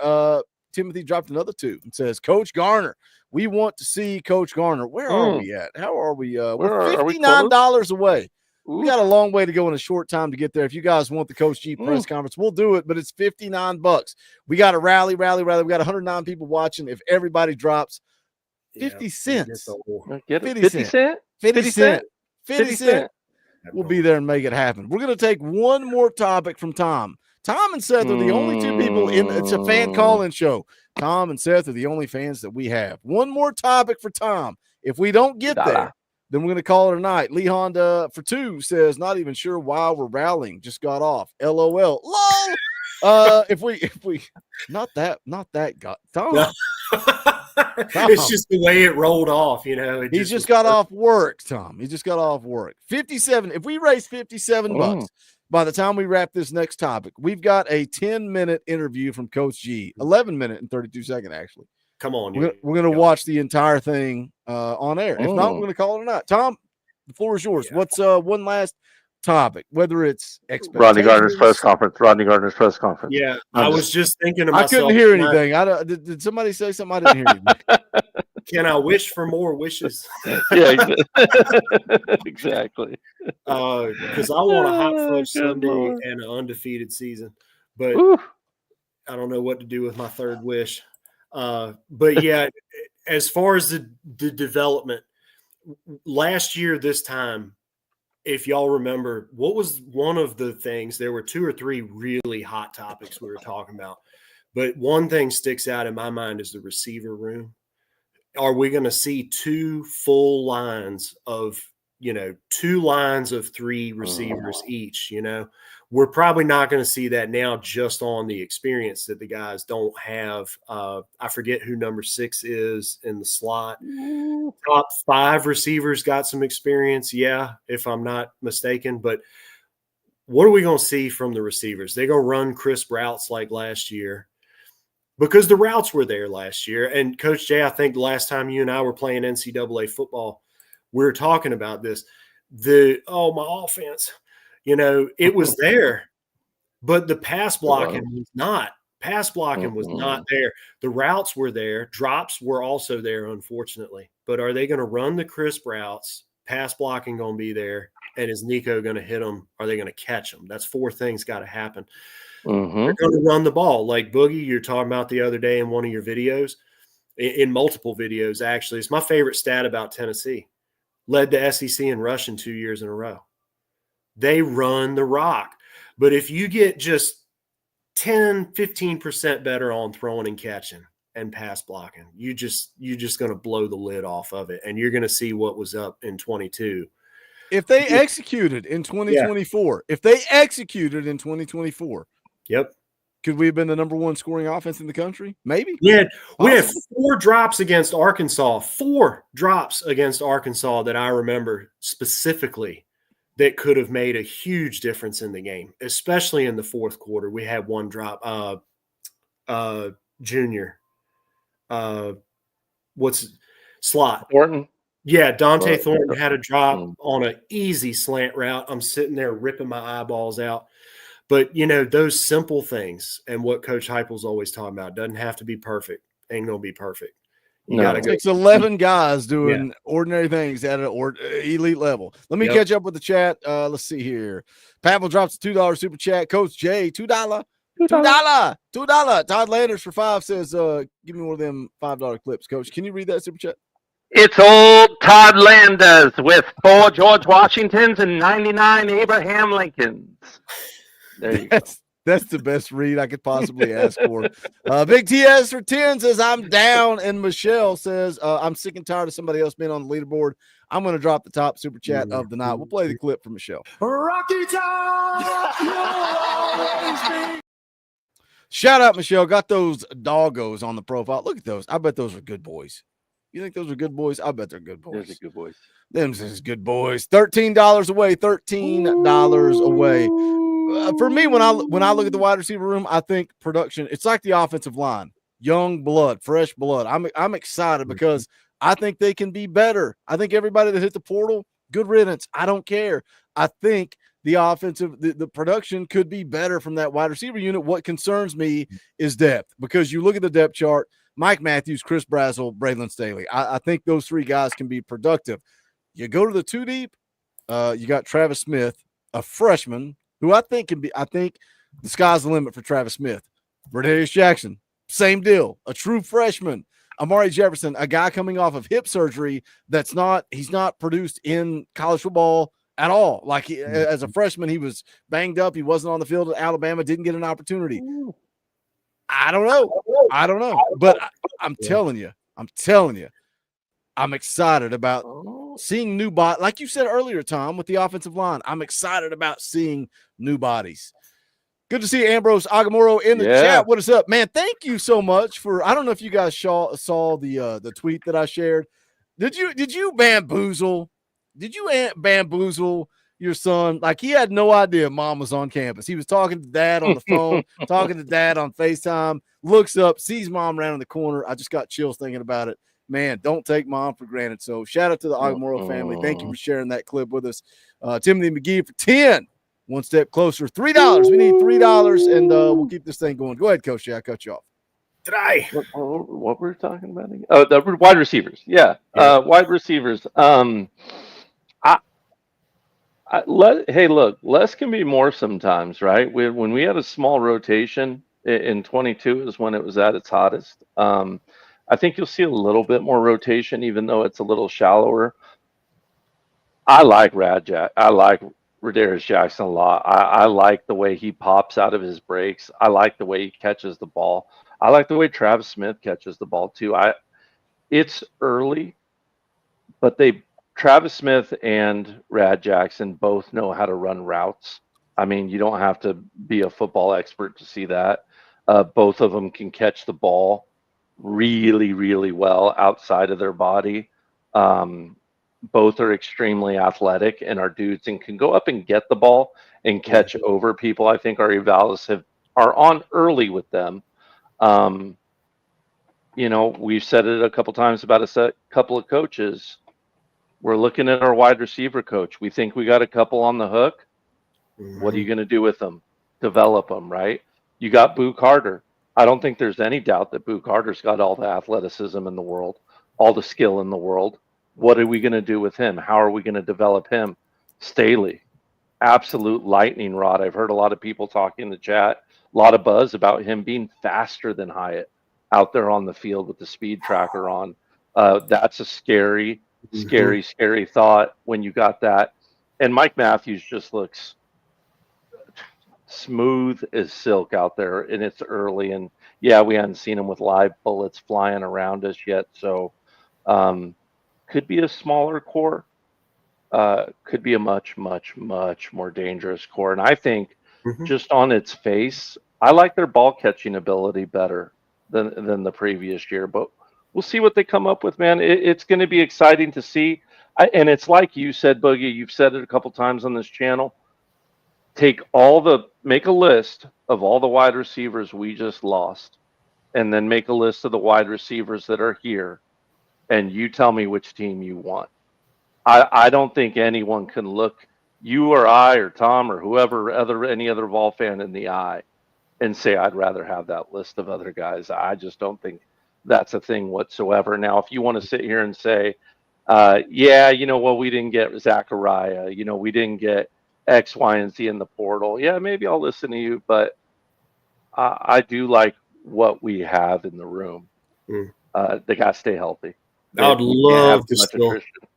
love to still have Squirrel White in the room, man. I know he left us, and it just burns me up, man. That you were talking about loyalty earlier. Loyalty that goes. What did they get him? What did they get? What did they get the coaching staff? Yeah, and I hate to say it, but loyalty will take you further than hard work and dedication sometimes. Well, it kind of synonymous with dedication, but either way, it'll take you a long way. And if he had stayed, man, didn't they think Squirrel wasn't leaving? Yes, and that threw a wrench into Boogie, everything. When you look at the timing of the portal and some of the guys that a lot of people on Twitter are mad that we didn't get, at the time the coaching staff thought that Squirrel was staying. So that that threw a wrench when he up and left. It's like, well, they weren't expecting that, and now they missed out on targets, and also you're down a wide receiver because of it. Is it so crazy to think, hey, Squirrel, we rode with you. You weren't 100%. We could have played Mike Matthews. We stuck by you. We backed you. We got you. You're our guy. So we trust you're not going anywhere. And then the knife in the back, man. Yeah. That sounds familiar. It just sounds familiar. I'm your guy. I'm going to ride with you. I've got your back. And then you go stick the knife in. That sounds familiar. My head exploded when we were leaving. I know all three of us had talked about it a couple of times, just messaging and whatnot. My head popped. This is my new head right now. Yeah. When we lost, Jalen Smith, right? Freshman DB. Yeah. Linebacker. Yeah. Man, freshman all SEC. And then all of a sudden, all those receivers, Nimrod, Webb, they can go. I hate the portal, but whatever, free agency. But when Squirrel, and then all of a sudden Mike Matthews was talking publicly about it, that just made my cranium crack. I couldn't deal with it anymore. The loyalty and Coach Heupel is bringing in guys like Anthony Agamora, seems like a family loyalty oriented guy, right? Heck I want 80 of those guys on the team. I just want them to be evil. I want them to walk on the field with evil on their mind. I don't know if Ant's evil. I don't know that he has an evil bone in his body. Probably not. I'll tell you what, though, and maybe family in the chat could correct me if you're still in here. It's my understanding he hadn't been playing ball too long. I don't remember. I watched him on a come down drill in spring ball, where you're working the shed and then you come down to the second level, Tom. Man, when he shed off and came down to the second level, it was squatty, tight, typewriter feet, man, I was like, man, that sure don't look like an offensive lineman who's been playing a couple of years. If that's Well, I mean, we saw his stock rise. His stock continued. Yeah, his sophomore year. So there you go. Yep. I'm very much like a Yoda about football. I'm like, 14, too old, too old to begin the training. All the families in the chat tonight. Brian says y'all got Yoda, y'all got questions. Y'all got questions about the wide receiver room. Y'all got questions about the wide dude. Brian, do you know it comes out of my mouth every single day in a video? Y'all sleeping on Braylon. Stop sleeping on. I know Mike is Mike. I'm excited about Mike. Everybody wants to be. If I could be like Mike. I get it. Y'all gonna be talking about Braylon Staley when the fall rolls around. Mark my words. Coach, you said something a few minutes ago. You could be better with a smaller rotation or a core, something along those lines. Yep. You're right, because guys are going to have that internal clock, that internal notice. It's like, hey, man, I got to pace it up, because if I get in there, even though there's fewer of us, it's because of a specific and probably a bad reason that when you're a young kid, at least some of the young kids I've been around that are about to get thrust into a more big time role, if I'm Rand Staley, I'm like, it's go time, baby. It's paycheck time. You're about to see these legs. You're about to catch these hands. You're about to catch everything. I have been chomping at the bit. I've been a caged cheetah. Put me out there and watch me smoke you, is what I'm saying if I'm Mr. Staley. So I love that. I love when I've got young, hungry, talented players ready to go out there and show me what you got. Can't wait to see it, man. Like I said, I have a lot of faith in albeit maybe a shallower room, but like I said, give me the talent we have in this room over the talent that left any day of the week, twice on Sunday. Are we gonna talk about Rocky 3 again? The exact conversation happened last Wednesday when Rocky got comfortable. Rocky got comfortable. He's got the models around. He's living the high life. Like they were handpicked. By the way, we got another 5 from Timothy McGee. Timothy got us across the finish line. We're going to take a listen to Coach G's press conference. But first of all, I need some ice. Second of all, I need to pee. It feels like it is a Sunday night instead of a Wednesday night. So I need Coach Jay to do something. I'm going to teach him real quick. Coach, I need you to pull up your internet browser. I need you to open bonfire.com/store/talking. You're asking a lot. I'm telling you, we're going to do this. We're going to get through. I should maybe have made Tom do it, because Tom's probably got it as a favorite. Hey, that's not a bad thing. Okay. I do. She says I got it. She's like, huddle.com. No, this is his only favorite. This Huddle. Okay, I got it. Wait, hold on. Hold for vectoring. All right, I got it pulled up. All right, now you got to go to the bottom of your screen where it says present. You got to hit present. Now you got to hit share screen. You're dealing with the. I know this is a nightmare. Here. Absolute share nightmare. Screen. All right. Now go to Chrome tab. Now click on Bonfire. Am I sharing yet? Nope. And then click OK. You're almost there. Bear with us, chat. We're trying to teach Coach. We're trying to teach Coach how to do a little plug, shield. Okay. So you got Chrome tab. Now you got to click on it. Now hit share. But it's going to share the StreamYard, not the. Yes, Bonfire. You got to click Chrome tab, bro. You got to click Chrome. There you go. All right, now you're good. I did it. Oh, wait. I am the smartest man alive. I'm still in charge. So what we're going to do is we're going to put your screen. So don't do anything stupid. You don't share our DMs, for God's sake. That's the left tab up here. Our DMs are the left tab. Let's leave that out of it. So I want Coach Jay to plug and shill Bonfire merch. I'm going to go pee, get some ice, and then I will be right back. Brian wants to call in. Brian, I will. Let's get him on. DM you the link right now. If Brian says do yes, it. When I come back, Brian, I will DM you the link on Twitter. Coach Jay, do some plugs and shields. I'll be back in like 3 minutes. All right, we sell a shirt around here called Coach Jay is muted because I'm always muted. Obviously, I'm a little slow with the internet, as we all just witnessed. A premium unisex tank. Yeah, kind of a weird little name for stuff, right? Unisex, odd. But what's your favorite shirt, Tom? What are you feeling? You got to scroll down to the. You like this? You like this new camo one? You feeling the new camo jacket? I only buy camo that doesn't have other stuff on it, because when you go duck hunting, ducks can see you from like 2 miles away. So if you got Tennessee orange on, they're like, yeah, there's a drunk over here on this duck blind that's going to shoot me. So now I will say this: I do like this God Bless and Go Vols a lot. Killer. Like the Nate Pruitt. And I usually go for the tanks, but I'm out here in California where it's always 1,000,000 degrees, no matter what time of year it is. So I got one or two of the hoodies, but I like that one a lot. You got your New World Order for you wrestling fans out there. Recruiting with Boogie and the coach. Always good. You got Lurker for all your lurkers out there. And ladies, if you're wondering, ladies, this is available in a racerback, because Mrs. Coach J was like, Boogie, we need some racerbacks, man. What's going on? So it is available in that if you need it. Don't scroll yet. Give it. Yeah, okay. Go on back up. Let that hit. You got to click that hit. Click on the sweatshirt and then go to the navy. Oh wait.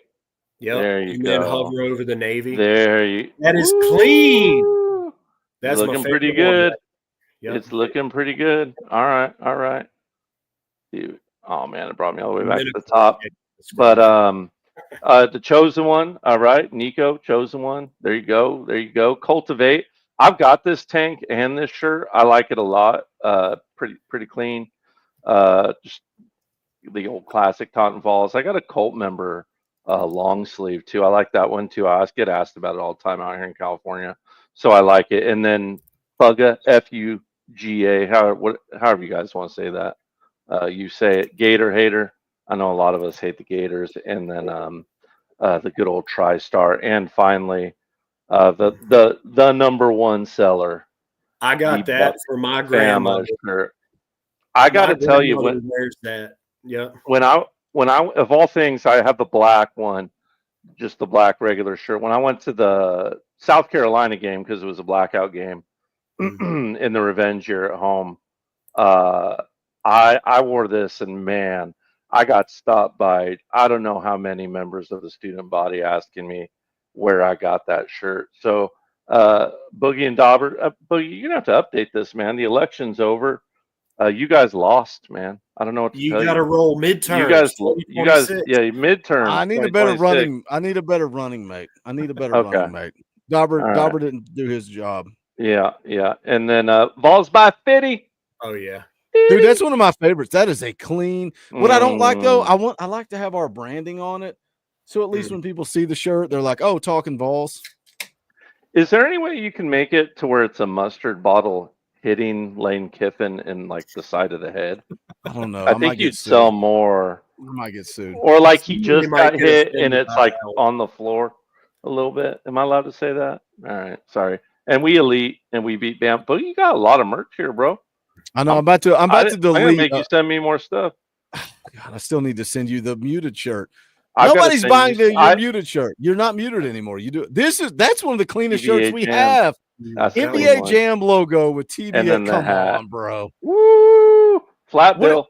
What do you guys want? What do you guys want? They have travel coffee mugs. They have yard flags. They've got quarter zips. They've got Nike logo merch. I gotta do some work. But all right. Shout out Coach J, man. I'm proud of you. Ball's gonna ball for 2. What happened to Coach Rice? Just curious. He went scorched earth, acted like an idiot, got kicked off the show, got kicked out of the dynasty. And I don't know what he's doing now. Probably sitting in his I'm not gonna say that. Be nice, Boogie. He's gone. He won't be back. How about this? He's press conference. Don't tag players and coaches with profanity laced tweets. That's you don't get to be a host on this show and do that. So good riddance. Let's we're gonna listen to Coach G's press conference. You guys paid $100. If you want to derail this, you know what to do. Keep those super chats coming, man. You guys drive the show. You can be on the show, but if not, you can listen to me and Tom and Coach Jay. Man, Kenny Davis is here. Says, "Hey guys, just popping in. Can't listen tonight because I have to have material for the long car ride tomorrow. We'll enjoy the rewatch, Kenny. Appreciate you popping in, brother. All right, let's go. I think, the guys are, they've been working hard. It's good today, first day in pads. To see them go out there with having a little bit of juice, a little energy. You're always worried about that last practice, before you go on a break, are the guys going to be into it and all that. But I thought they were really energized and came out and competed. I probably should have listened to that, Coach. Mm-hmm. Probably should have listened to when he said they were going on spring break. And Yep. I said, we're going to do a live stream on Wednesday while they're on spring break. I will say this. Rodney Garner was like, don't put no warm Coke bottles at the end of my podium. Get these out of here. And then he proceeded to chug one, and it dripped all over his sweater, and then he kicked the other one off the podium. Man, I'll bet those Coca-Cola bottles from the last press conference were just piss warm. I'm sorry. Watch film. And, and I know there's going to be some good, some bad, and some indifferent. But, I do think the guys are working hard, and they're trying to improve and trying to take the game to the next level, which we got a long ways to go. So, we need every work that we can get, all of it. Mm-hmm.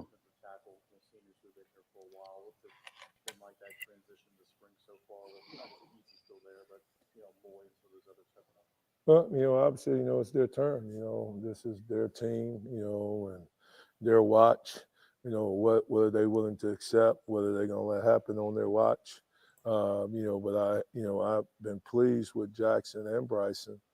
There's things coming out of last season, when we sat down and did our exit meetings on things that we talked about that they needed to do to improve their game and try to take their game to the next level. And it was good to see them, come out and try to focus on that, so far this spring, just improving, fundamentally, which would now take their game to another level. But obviously we got to, build depth. We got to get depth and, because everybody knows we like to play a lot of guys. So, just it's a process that, we just got to continue to work at. I like this kind of just piggybacks on the entire conversation the three of us had, talking about, veterans and talking about the offensive line. And yeah, Coop's gone, Spraggs is gone, John Campbell's gone. We've been rolling with those guys for 4 years, for 5 years. Coop's been the only center that's ever played under Josh Heupel as a starter, right? That was his guy. And it's like, there's something to be said about true depth. And that's what we talked about with the defensive line last year, right? They had depth. We could rotate 10, 14 guys across that defensive line. Guess what that means? When guys go to the NFL, when guys are out of eligibility, when guys move on, you plug and play. And we're still like, I get it. People are like, oh, Boogie, we got to replace some guys on the defensive line. Yeah, we do. And guess what we're replacing them with? Jackson Moy, senior. Bryson Eason, senior. Josh Josephs, senior. Don Bailey, senior. You want to talk about two deep? Tyree West, senior. David Hobbs, junior. Caleb Herring, junior. Like, we have depth on the defensive line. And now when we're talking about, we got to replace those guys, these guys already have experience because Rodney Garner has been recruiting at an elite level. Mm-hmm. Heck yeah. Heck yeah. And you got Jordan Ross, too. I was talking to somebody about him the other day. When you just named all of them, I think, but Joshua Josephs and Dominic Bailey and Tyree West, 3 seniors. Yeah. They're all going no matter what next year. I'm pretty well, unless they get Jackson Moy will be going too. But yeah, and Moy too. But then you got Jordan Ross and the Robinson guy. Nate Robinson. Yeah. David Hobbs should be back as well. Next season. Well, that's the thing. You look at the two deep, your starters, seniors. Your two deep is juniors, redshirt sophomores. Like, it's Rodney Garner recruiting at an elite level. And both of those lines, the first and second line, I'll hand to the sky, both of those first lines, first and second string defensive line could start for other SEC schools. 100%. That second line could start. They could, and they'll tear it up too. You put the whole second line in. Not a big Oklahoma fan, but I do love old school football. Bud Wilkinson, that used to coach the Sooners back in the 50s, he used to have a whole second team defense that would outdo the first team defense. He'd put the second team in if the first team let him drive too far down the field. And Coach Garner's got a defensive line that, hey, you go 5 or 6 plays, you give up 2 first downs, he's going to put a whole fresh second line in that's just as good, not missing a step, and it's elite. Absolutely elite. David Hall for 5 says, here's 5 more. Well, thank you, David. We don't have to stop the super chat frenzy. We appreciate that. Thank you for the support, David. Let's hear more from Coach G. Jackson is a tremendous leader, and I think, he's taking it to the next level. I've been really pleased with him, but, sometimes, like I told him, you just can't talk the talk. You got to walk the walk. But, I've been pleased with him. I've been pleased with Don Bailey and him stepping up, trying to be a leader, and Bryson in his own way, just how he has at least come out and just come to work every day. That's been pleasing. I think, Josh Joseph has done a really good job, so far this spring, trying to be a leader, trying to take his game to another level. So, it's just, it's encouraging to see the guys come out there and really try to work at their craft, and understand that, it's a process, it's not a sprint. This thing ain't gonna be overnight. It's just gonna take work. We got to invest, so we can get the right return that we want. Coach, talk about leadership, like your teams that you've coached, what you're looking for, whether you're a defensive coordinator, a position coach, you're looking for a leader in the room, whatever the case may be. Like a lot of the talk right now is Nico needing to be a more vocal leader. You hear, Coach E there talking about leaders. It's a word that gets thrown around a lot in football. I think David Sanders, that media clip that I play all the time, him holding people accountable as a freshman, as an early enrollee freshman, I think that's what leadership looks like. But what are you looking for out of a leader in a room, on a team, whatever the case may be? Yeah, sure. The number one thing I'm looking at for a leader is consistency, right? I want them to be consistent in their approach and everything they do on the football field. And that really leaks out, right? It's infectious when you have consistency and you have the willpower and the drive, right? That willpower and the drive to work hard every day, right? To push yourself, to gas yourself, to be the last guy out there. You want them to be knowledgeable, but above knowledge, when you have a more senior leader, somebody that's been around a while, they're going to have that knowledge a lot of the times. But what I look for is also an efficient communicator, not only someone that can, call out their team, but can do it efficiently and economically, right? Get his message across quickly, right? People respond in different ways. And when you can find kind of a player coach, a little bit elusive word, but a player who understands that, coaches coach in different ways because kids and players learn in different ways. And so when you can efficiently communicate that, you can get it done. But, other traits, selflessness. I want a selfless leader. I want someone who's going to lay it out there and, someone who's going to go out there and it's football, right? It's a physical sport. And since you brought up Nico, we can talk about Nico. I thought it was showing leadership going out there cracking heads in that bowl game. He was out there cracking heads in that game. When a lot of players weren't playing anymore, if we're being frank, that were on the field at a certain point late in that game. And I'll tell you what, if I'm out there on the field and my quarterback's doing that, I want him taking up that Sam Pendleton line. Yeah. I want my O-line. I want my O-line to be offended that if I watch my quarterback go out there and crack his helmet, that should light a fire underneath an offensive lineman that burns so hot during the offseason. You're ready to go out there and tear off face masks when you get back on the field. Like that, to me, is leadership as well. So there's a lot of important qualities that go into a leader, but I think for me, that number one thing is consistency in your approach and your knowledge and your ability to communicate efficiently the message that you need to get across to your team, and the severity and the urgency of that message. Football is an urgent sport. It needs to be done right now, not yesterday. If it's done yesterday, you look up at that scoreboard and you've lost. So you better get it done right now or it ain't going to happen. Bottom line, period, end of story.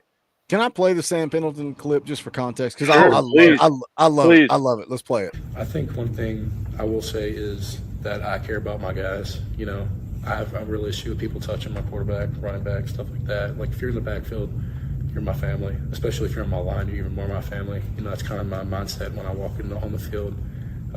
That's kind of how I play the game. I'm blocking to protect the man beside me and the man behind me, not for personal growth. Because you keep everybody healthy, win ball games. So I'm excited. Now let me just tag up on that really quick. How would it make you feel if that was your 6-7-year-old little boy back there getting whacked, cracking his helmet because he's unblocked? I dare you to try Piss to you get off, through me. right? I dare you Yeah. to try to get And through that me. I should dare be you. your dang attitude when seeing something like that. And I'll tell you, I've been on teams where I've shown film with stuff like that going on, and they should be being challenged in that film room, in that off season, showing them stuff like that. I'd have a highlight reel of every MI-10 quarterback pick if I was coaching that offensive line. It was unacceptable, and they need to protect them. And you know, that goes beyond rah-rah too. Like, you can be mad and it can burn, and you can fight for not allowing that to happen. But it also has to come from a point of controlled technique too. So it's a constant balancing act between the two. But I definitely want that that fire in their belly. But you know, make sure we're doing it right. Let's make sure we have good technique and we're not getting out over our toes or over your skis, as we say. I love too that Pendleton says it's not for personal growth. It's for the brotherhood. I'm not doing this for me. I'm doing it for us. That's what a freaking leader looks like. Bleed Orange is in the house. What's up, brother? What is up, brother? What up? Can y'all hear me okay? Yeah, now we can. 10-4. Okay. Heck yeah. How you boys doing? We are living the dream. I thought this show was going to be a train wreck, but instead we're almost 2 hours into it. We're having a good time. That's what we do on the Talkin VAWLS Network. So, Bleed Orange, you're late to the party. We've talked a bunch of stuff. We talked about spring camp. We talked about money. We talked a whole lot about. We talked like 45 minutes about money. But we're listening to Coach G's press conference from Friday. We'll pause it. We'll provide commentary. So just get in where you fit in with that. Also, quick announcement.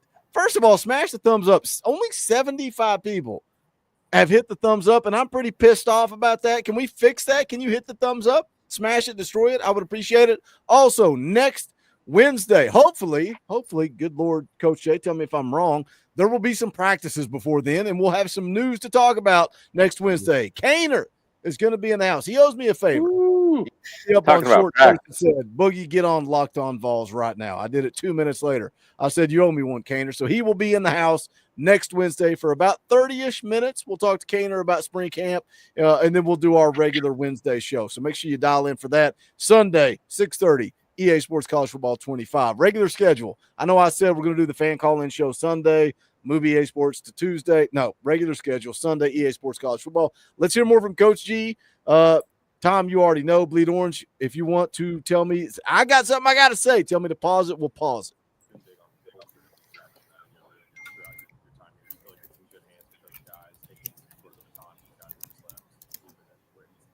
Well, hopefully we're going to improve it, you know, to be honest with you. You know, culture is big. You know, standards are big. You know, the guys that came before them, you know, I think, you know, we took some strides and bringing some pride back into D-line play here. But, you know, there's just so much room for improvement. No one can rest on their laurels, you know.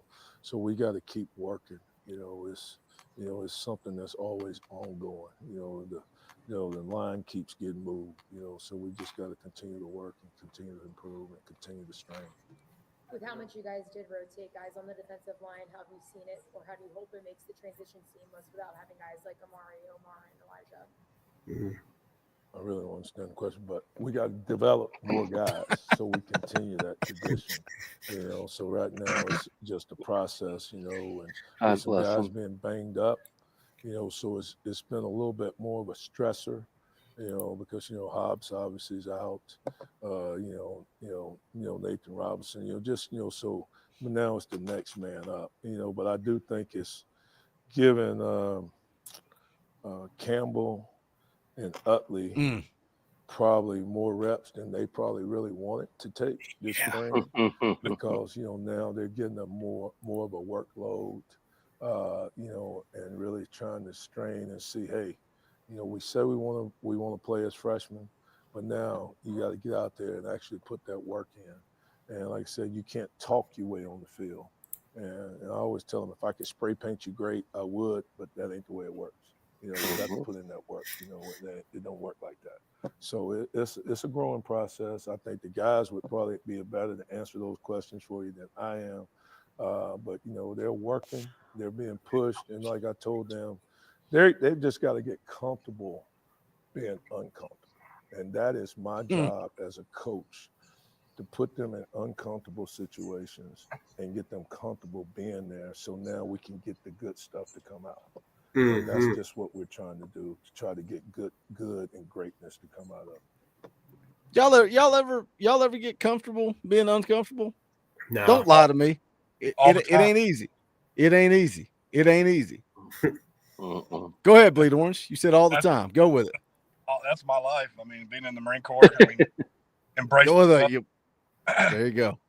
But I was going to ask you to pause it, but I'll let it play on. But it's very refreshing that, and not that other colleges and universities don't have old school coaches, but in a day and an age where you've got all this money getting thrown around and he's still preaching, the T's more important, and the brotherhood and all the things that he's trying to instill in these guys to get them to understand it. It's kind of refreshing to see that that's still kind of around, and gives a little bit of hope, so that there's some I can't think of the word I'm trying to say, but so guys believe in not only the system that they're trying to teach, but the university, and the pride for the university, and the pride for wanting to strive to be a championship caliber team instead of just worrying about money. And I know that's what they're worrying about, but it seems like with him at the helm of the defensive line, he's at least still trying to throw some truth out there. 100%. I would give that dude any amount of money he ever wanted to stay at UT. When he came, I was just over the moon because of his reputation, but just watching him in the pressers, seeing the progress that he's had from the kids that are under his what's the word? Under his professorship. Whatever. Yeah, tutelage. Yeah, great word, Coach Shay. Great Thank word. you. That was perfect. That's exactly what I was looking for. But yeah, I'd give him anything to stay, man, because you're right. In the fast pace, you don't have guys that are growing up like Coop who are, I want to go to this school, or you got a guy. Coach Jay, you and I talked about this before, just briefly. I was questioning whether or not it was worth paying a guy that has never stepped foot on Shield Watkins Field to $8 million, and then he gets benched the first year behind a guy. He would have come to UT anyway. Apparently, that's great. I love hearing that. It was all about, hey, I want to run this offense. I want to do this. That's awesome. But $8 million, that doesn't hurt. But it didn't hurt. Yeah. It didn't hurt at all. Yeah. The kids need to get paid for what they're doing. I mean, with all the money that's getting thrown around and all the merchandise and all the different things, I get it. But you're still going to have a handful of kids that want to be there at the University of Tennessee, your homegrowns, that'll live and die by the orange and still come back. And not that the kids that come in, get their money and go, they'll still come back too. And I just hope that there's more that's going to want to continue to come back and help this program, because we're here to stay for a while, guys. Yep. I just said that to somebody, like maybe just yesterday on Facebook when I was talking about something. They're like, "Oh, it's all about money. That's it." And I'm like, "You're crazy if you think it's only about money. Culture still matters. Relationships still matter. Scheme still matters. Winning still matters. Does money matter? Yes, money is a huge factor. And in the case of Shady Hayward, money was everything. That, in the words of the $1 Million Man, it ain't the only thing. It's everything. Like it was everything to certain kids, right? but still culture. Some kids want to come play for Coach G because he is that old school, like that hard at, like, man, I want Coach G to be my uncle. I want him to adopt me as his nephew. And it's like, you're going to hate him sometimes, but dang, you're going to love him most of the time because you know he's got your best interest at heart. That's why I love Coach G. Well, You know, go ahead, Coach J. My bad. It was a little off topic, but he brought up Hobbs being hurt. I know they plan on having him back for summer session. Is there any other outstanding injuries on that D line? Like, how's Tyree Weathers? I think you said Nathan Robinson. Tyree Weathersby is thriving, and we're getting more of what we saw when he showed up as an early enrollee. Yeah, I feel like he's undercover could be a lot better than people are realizing. The staff was so high on him when he first came in. And I can tell you, a lot of times when you have a season-ending injury, I believe with every fiber of my being this was true with Brew McCoy. A lot of times that next year is just you're kind of fighting to stay even, and after you get that under your belt, you can kind of fly again. So I hope I hope he flies, because I actually think Brew's a lot better football player than we saw last year. And I think we can see that in the NFL. I think we could see the dog that we all know and love emerge. And I think Tyree Weathersby might be a dog, and we could see him emerge as well. Go ahead, Bleed. Weathersby is going to be a dog. I mean, I know they were raving about him and this and that, and then he got injured, and he's going to dominate. Big dude. Not to take away from anything, I think our offensive line, y'all probably already talked about it, is going to be better. I think our defensive line is going to be a little better. But no, Weathersby, I think he's ready, I believe, to show the world what he's about, and he's just going to dominate. It's going to be sick. I hope so. I think you're right. Yeah.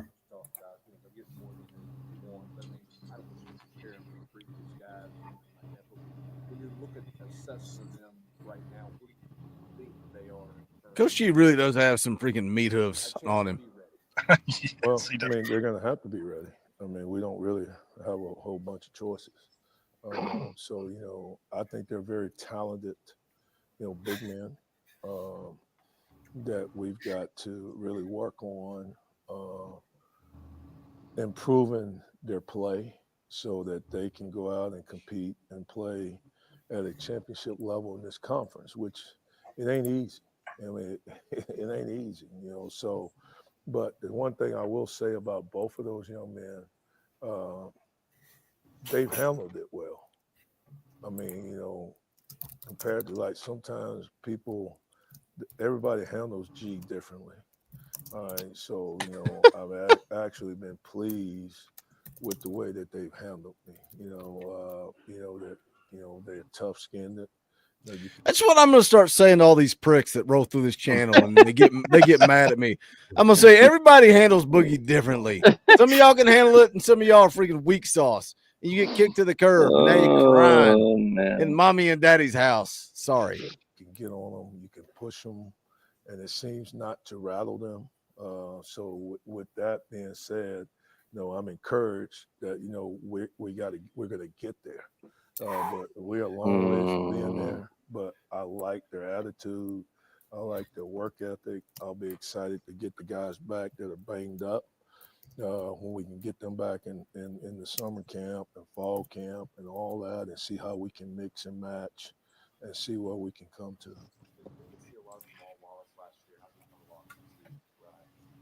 Jamal, people don't realize this. Jamal, and I think our guys laugh when he said this. Jamal didn't play with his hand in the dirt when you're in college, Believe it or not, he probably did play some safety. He loves telling everybody he plays safety. We talked about it, Coach. We talked about it. You can tell he loves Jamal because Jamal's just got that personality. You saw him smile right away. You can tell Coach G loves Jamal Wallace. So, it's been a learning process. For him to that's his favorite nephew. Learn the intricacies of D-line play. He's having to not go from being an off the ball guy to playing defensive end. He went from being an off the ball guy to playing D tackle, which that's different temperature of grease. So it's been learning curve, for So him. good. But same thing, they're good young men. And that's the thing. I think they're eager. They want to learn, but it's just a process that we've got to go through, and we've got to grow every day. They've got to grow as players. I've got to grow as a coach, and then that way we can ownership, man. Ownership. Dang, that's a good saying, man. Yeah. It's like yeah. Nico was great against those other teams, but once he got in the SEC, that's a different temperature of grease. I like it. I like it. You can use that a lot of different ways for the O-line too. But then how did he follow that up? They've got to be better, and so do I. Yeah, like he takes ownership, man, accountability. I think that's why he's such a good coach with these guys, developing them. He just you just heard the best defensive line coach in the game. Yeah. Say that I've got to learn and do better too. Like that's just, man, I would go play for that guy any day. I don't know anything about playing defensive line, but I'd learn for him.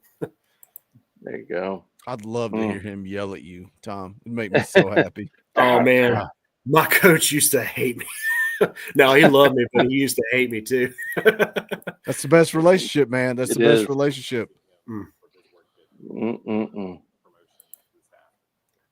I mean, obviously, you always like seeing guys, get their opportunity and all that. He's a guy that he worked with me at Auburn.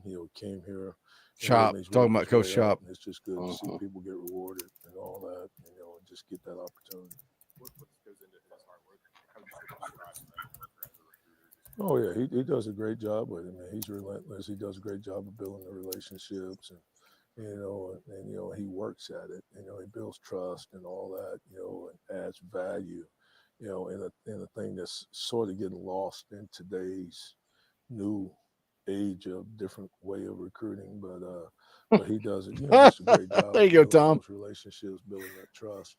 And having us an opportunity to have a chance, to close on guys at the end. What's the next step for a guy like Tyler Weatherspoon? He's come along. Freshman year got hurt. What's the next step? Man, we need for him to make tremendous strides, and I do feel like Weatherspoon, there you go, and Gentle both have had 4 real good days of practice, and we need for both of those young men to come on and be able to give us real quality depth there. Weatherspoon's probably one of the more heavy-handed kids that we have in the program. When he puts his hands on people, he can move people and he shock them and move them. So just to see him gain confidence, continue to improve his play, because you got to understand the program that he came from, they didn't win a game, so this is really, a lot of it's been really new for him, just learning some of the nuances of the play and the fundamentals and the technique and all those things. But he's a guy, same thing. Both of those young men, man, they just won't give me more. They want to be sponges. They want to be coached. And it's good having a guy like Don Bailey that's been through the wars and paid his dues, to be able to take those guys and help bring them on. So, I'm encouraged by both of those kids. Again, that's recruiting, man. That's depth. Let your veteran guys bring those young guys along. When it comes to spring practice, what is it that you really want to see from an experienced guy like that? Well, obviously Bryson is very talented. We've always talked about that. Every year I've been here, he's one of the more gifted kids. Feels like Eason's been there for 20 years. It has. I guess more. He's good though, man. To doing the little things right. Because he is a talented guy. Everybody, when they writing him up and with the scouts and the coaches and all that, his talent jumps out. But there were some lot of things that he needs to clean up in his game. And for him to come out, at least be focused on fixing certain things that we've talked about, that's been encouraging. To me, that's showing that he's maturing, and that's showing that he's growing, as a man, that he's taking that serious. All right, that is it. That's Coach G wrapping things up. Man, we're 2 hours in. I thought, man, when it was me and Coach J just looking at each other's ugly mugs for like 45 minutes, I was like, this is a weird show. But it turned out to be a great show, fun show. I appreciate everybody for tuning in. I appreciate Bleed Orange. Appreciate Tom jumping on here with us. Sunday night, EA Sports College Football 25. Make sure you dial in for that. We'll talk all things Tennessee football. We'll talk some trash. We'll talk about God knows what. It's late night talking Vols. Next Wednesday, Kaner's going to be in the house live at 7 o'clock. We'll do about 30 minutes with Kaner, and then the boys will jump on. We'll talk spring camp. Hopefully, it won't be spring break, and we'll have something to talk about. So tune in next Wednesday. Orange and white game. Me and the X Factor will be there. Nobody else is. Dauber ain't coming.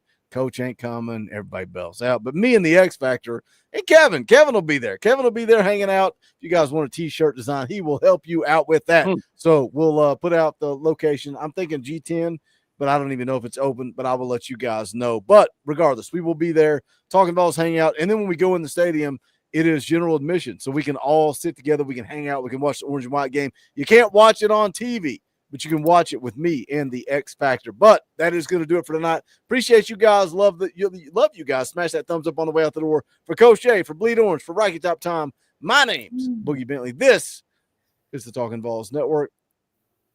Go Big Orange.